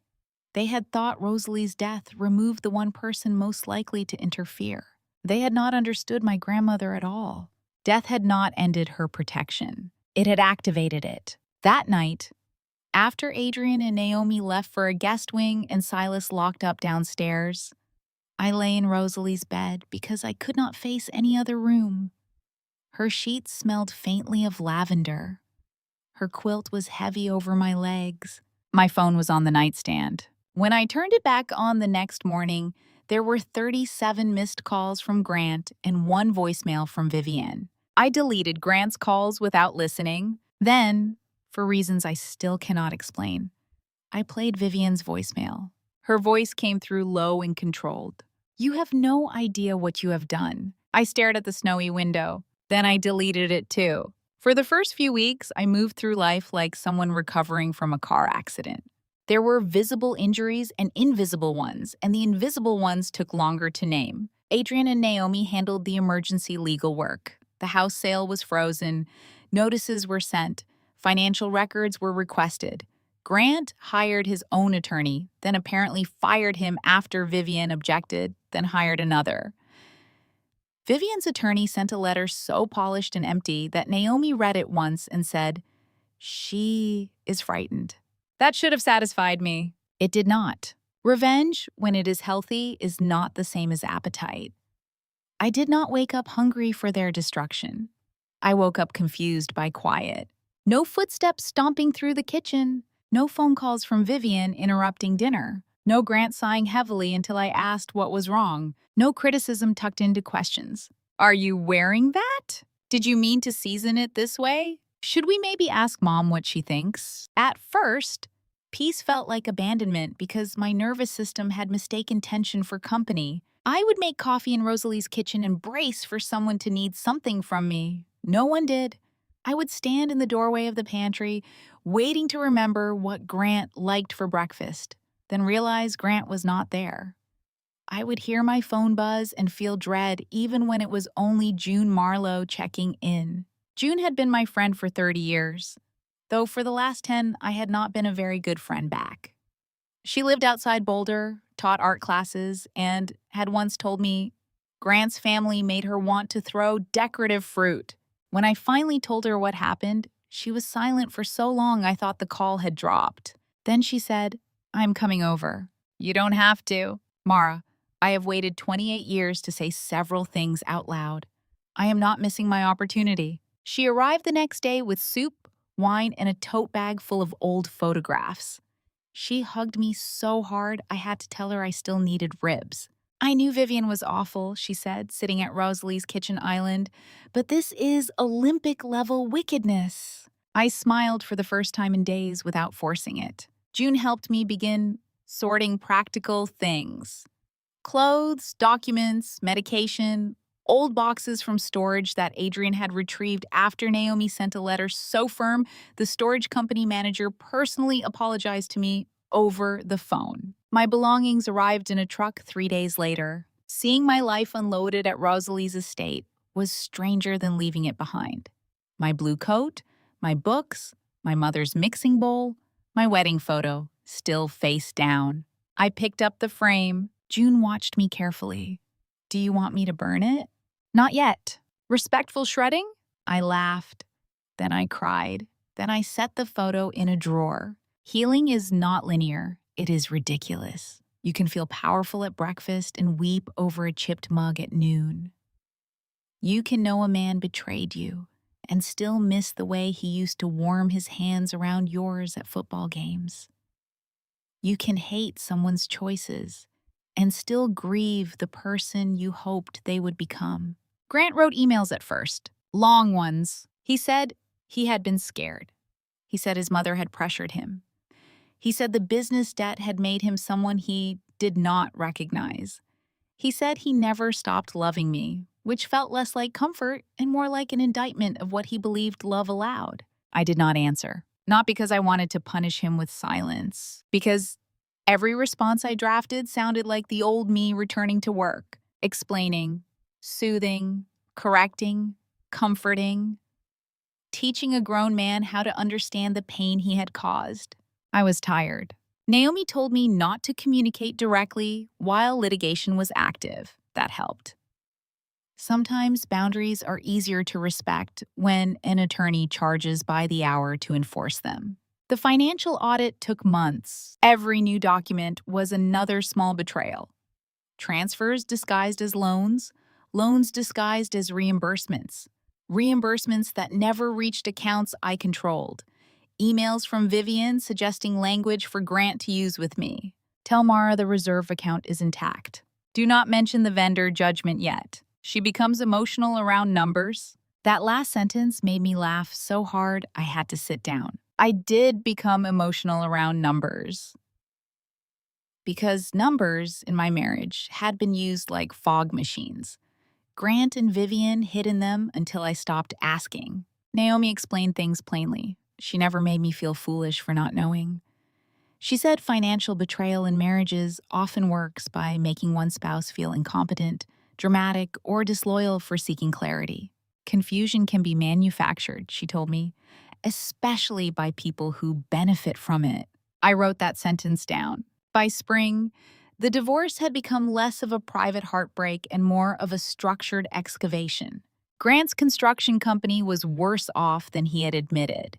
Debts had been rolled, delayed, hidden, and personally guaranteed. The attempted house sale had been meant to generate quick cash, settle certain obligations, and position Grant as the financially injured spouse before my inheritance could be fully understood. Vivian's fingerprints were everywhere, but never where she had to press hard. She had advised, suggested, connected, recommended, introduced, encouraged, a whole vocabulary of cowardice. But Rosalie had expected that, too. She had saved emails, asked questions, built protections into trusts and property interests. She had left Adrian authority to move quickly if certain triggers occurred. She had kept copies of correspondence Grant had forgotten existed. The woman had weaponized patience. One afternoon, Adrian came to the Aspen estate with a box of documents and a small smile. "What?" I asked. He looked pleased with himself in the restrained way older attorneys do when they have not slept enough but have enjoyed the reason. Vivian's social circle is learning details. I frowned.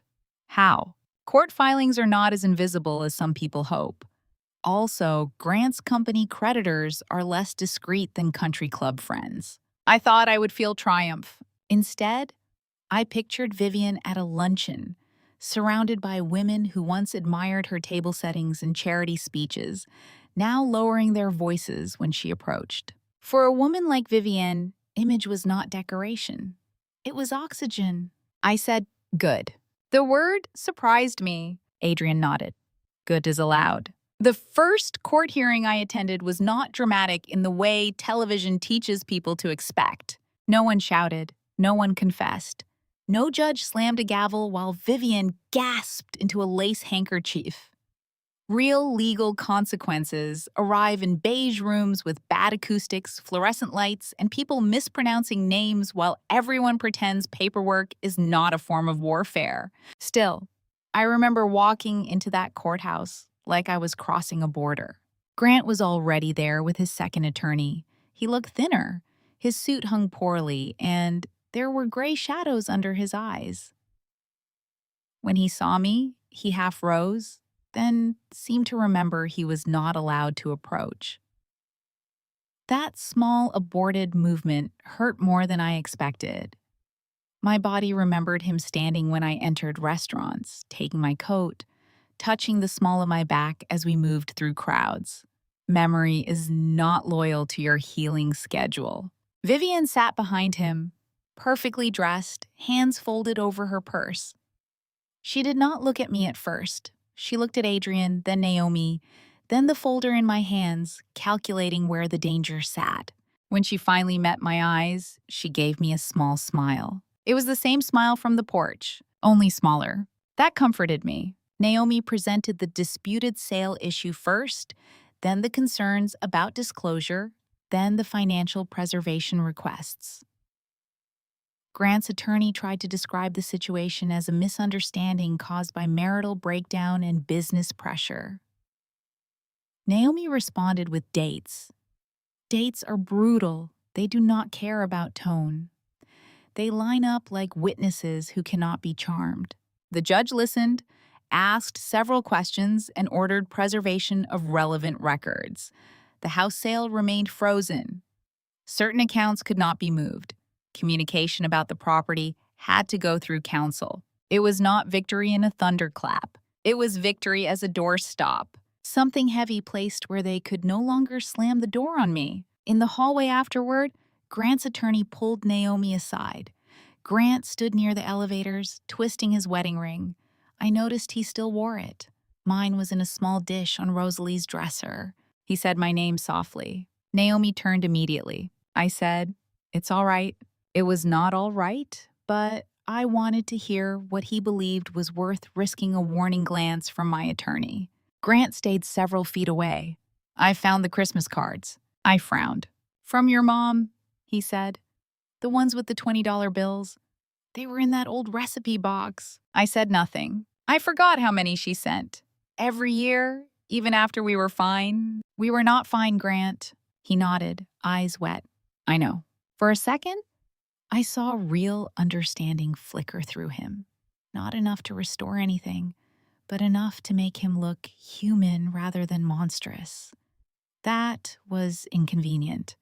It would have been easier if he had become pure villain in my mind. Instead, he remained what he had always been: weak, frightened, capable of tenderness, capable of betrayal, and unwilling to become brave until cowardice cost him everything. Vivienne appeared beside him. "Grant, do not speak without counsel."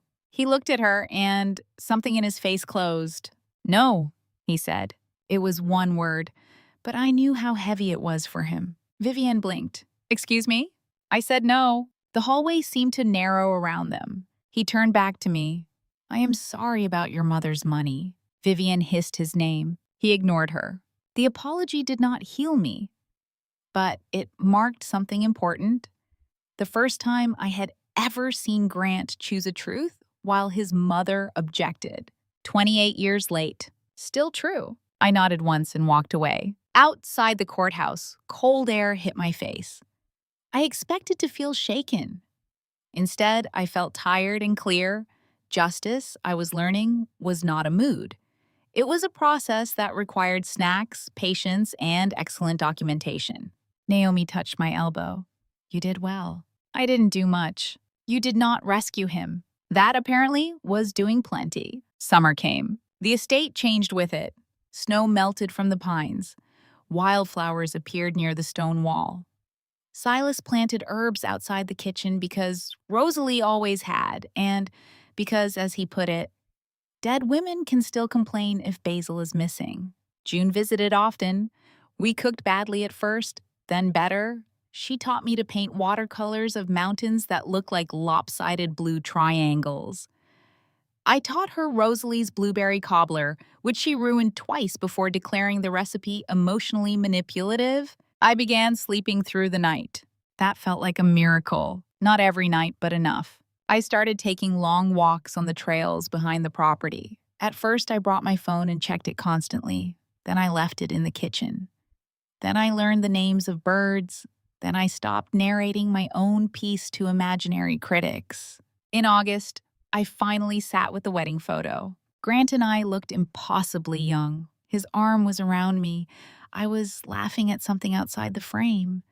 Vivian stood in the background, slightly blurred, watching us.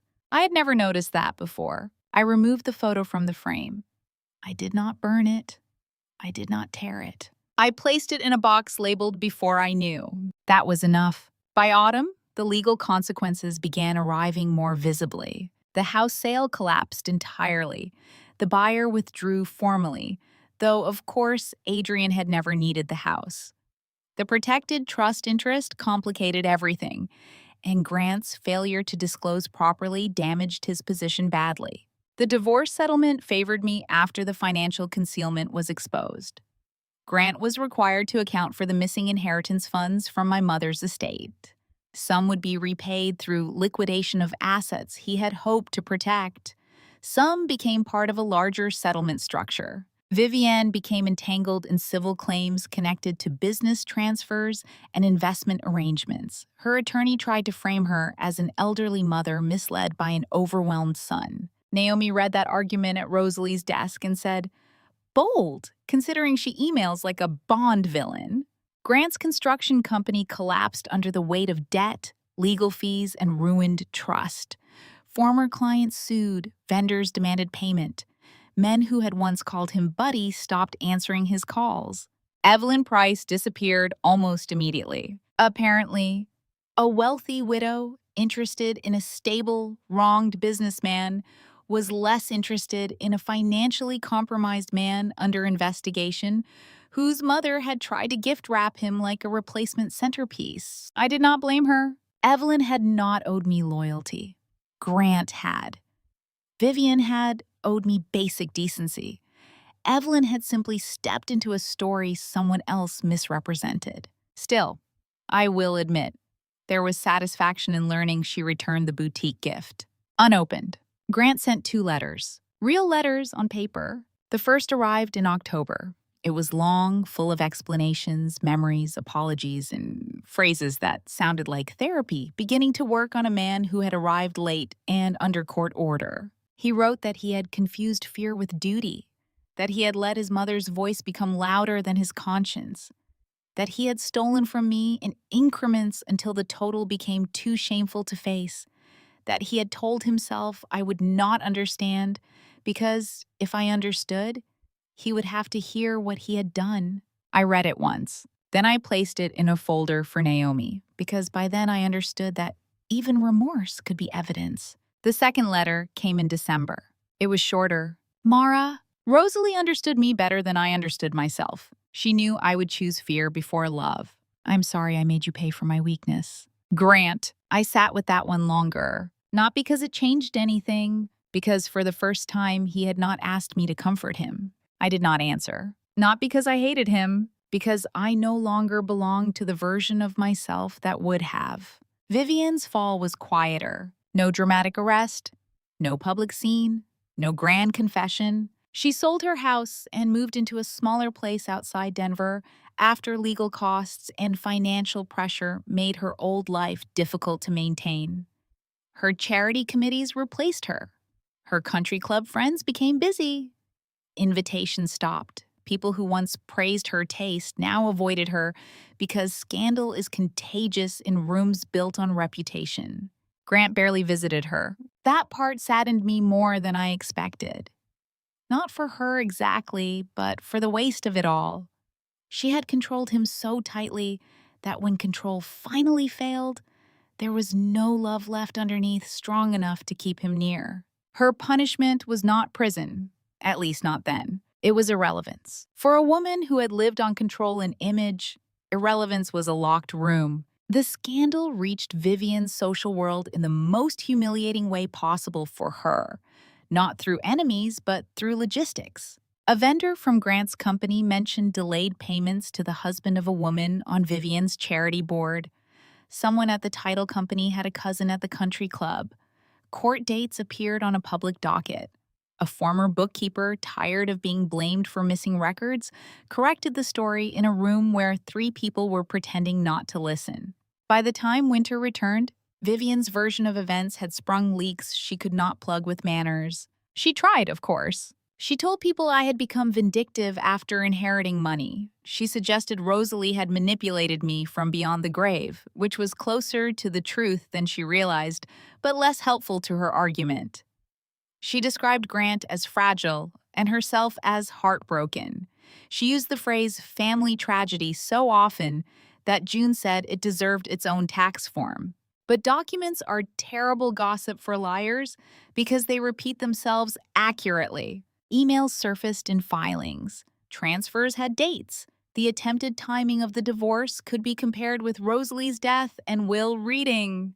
The boutique gift for Evelyn, which should have been a private insult, became one more detail in a story people could understand without legal training. Vivian had always relied on ambiguity. She thrived in the space between what was said and what could be proven. Once proof arrived, her elegance began to look like costume. I heard pieces through Adrian, though I asked him not to bring me every rumor. Healing required boundaries around satisfaction, too. Still, some updates reached me. Vivian was removed from a gala planning committee because the board wanted to avoid distraction. She resigned from a hospital auxiliary before they could ask questions. A woman who had once praised her taste returned a serving platter and claimed she had borrowed it, though Vivian insisted it had been a gift. Tiny humiliations, maybe, but Vivian had built her throne from tiny approvals. Losing them one by one mattered. Grant's fall was messier. Men who had worked for him were angry, and some had every right to be. I thought often about them. Wives and husbands and children stood behind those paychecks. Betrayal in business, like betrayal in marriage, rarely harms only the person named on the document. Grant had made promises while drowning. Vivian had handed him stones and called them tools. His company auctioned equipment on a windy Tuesday in March. I did not attend, but I saw photographs in a creditor filing. Trucks with Holloway construction printed on the doors. Saws, trailers, scaffolding, compressors. The physical remains of a life Grant had once been proud of. I mourned that too, quietly. Not for the lies, not for the theft. For the young man at the charity event with lemonade on his sleeve who had wanted to build things that lasted. Somewhere along the way, fear had taught him to patch rot and call it structure. Evelyn sent me a letter I did not expect. It arrived through Naomi, who reviewed it first. It was brief and careful. Mrs. Ellis, I owe you an apology, though I understand if it means little. I was told a version of your marriage that made my friendship with Grant seem harmless and supportive. I should have questioned why that version required your absence to sound complete. I have returned the gift Vivian purchased and have ended contact with both of them. I am sorry for any pain my presence caused. Evelyn Price. I read it 3 times. June wanted to know if I hated her. No, I said. Really? I don't have the energy to hate subcontractors of betrayal. June considered that. That is either very wise or very specific. Maybe Evelyn should have known better. Maybe everyone should. But I had lived inside the story and still failed to understand it for years. I could not build a new life by demanding perfect vision from every woman near the old one. I did not answer Evelyn's letter, but I kept it. Not all apologies require response. Some are simply proof that the truth traveled farther than the people who hid it intended. 1 year after the porch, June came to stay for a week. The first snow of the season arrived early, dusting the pines and turning the estate into the kind of postcard Rosalie used to mock while secretly buying. We made dinner together. Silas came in with firewood and stayed because June accused him of avoiding vegetables. Adrian and Naomi drove up from Denver for the weekend, bringing wine and a stack of legal updates I refused to read until Monday. At dinner, Adrian spilled red wine on the tablecloth and looked genuinely distressed. June said, "Good. Now it has character." Silas argued about football with Naomi, who knew more than he expected and enjoyed proving it. Someone burned the rolls. I overcooked the chicken. June laughed so hard she snorted, then pointed at me and said, "That is friendship. You are legally required to ignore it." I looked around the table. No one was performing kindness. No one was waiting to criticize. No one needed me smaller. The house was loud in the best way. Imperfect, warm, alive. After dinner, June helped me carry plates into the kitchen. She watched me for a while with that artist gaze of hers, seeing too much. "Do you ever wish you had fought harder for him?" she asked. I looked through the window over the sink. Snow fell under the porch light. Beyond it, the dark outline of the mountains held steady. I thought about the question honestly. Grant had been my husband. He had also been my harm. Those truths did not cancel each other. 28 years is not a coat you shrug off. It is skin you have to grow beneath. But fighting harder would have meant what it always meant in our marriage, me explaining love to someone who found obedience easier. Me begging to be chosen by a man who had outsourced his courage. Me proving my worth to a family invested in my erasure. I dried my hands on a towel. "No," I said. "I wish I had fought harder for myself sooner." June nodded, eyes wet. Rosalie would like that answer. She would pretend she came up with it. She probably did. We laughed. Later that night, after everyone had gone quiet, Adrian asked me to come outside. "I have something to show you," he said. The air was cold enough to sting. Snow crunched under our boots as we walked around the side of the house toward the wide back porch. Silas had turned on the outdoor lights, and beneath them sat something I recognized so suddenly my breath caught. My porch swing, the one Grant had removed from the Denver house before I came home. It had been restored, sanded, refinished, the crooked chain replaced. The wood looked warmer than I remembered, the seat polished smooth. I stared at it. Adrian stood beside me. I tracked it down through the movers. They had placed it in a resale lot. Rosalie mentioned it in one of her notes.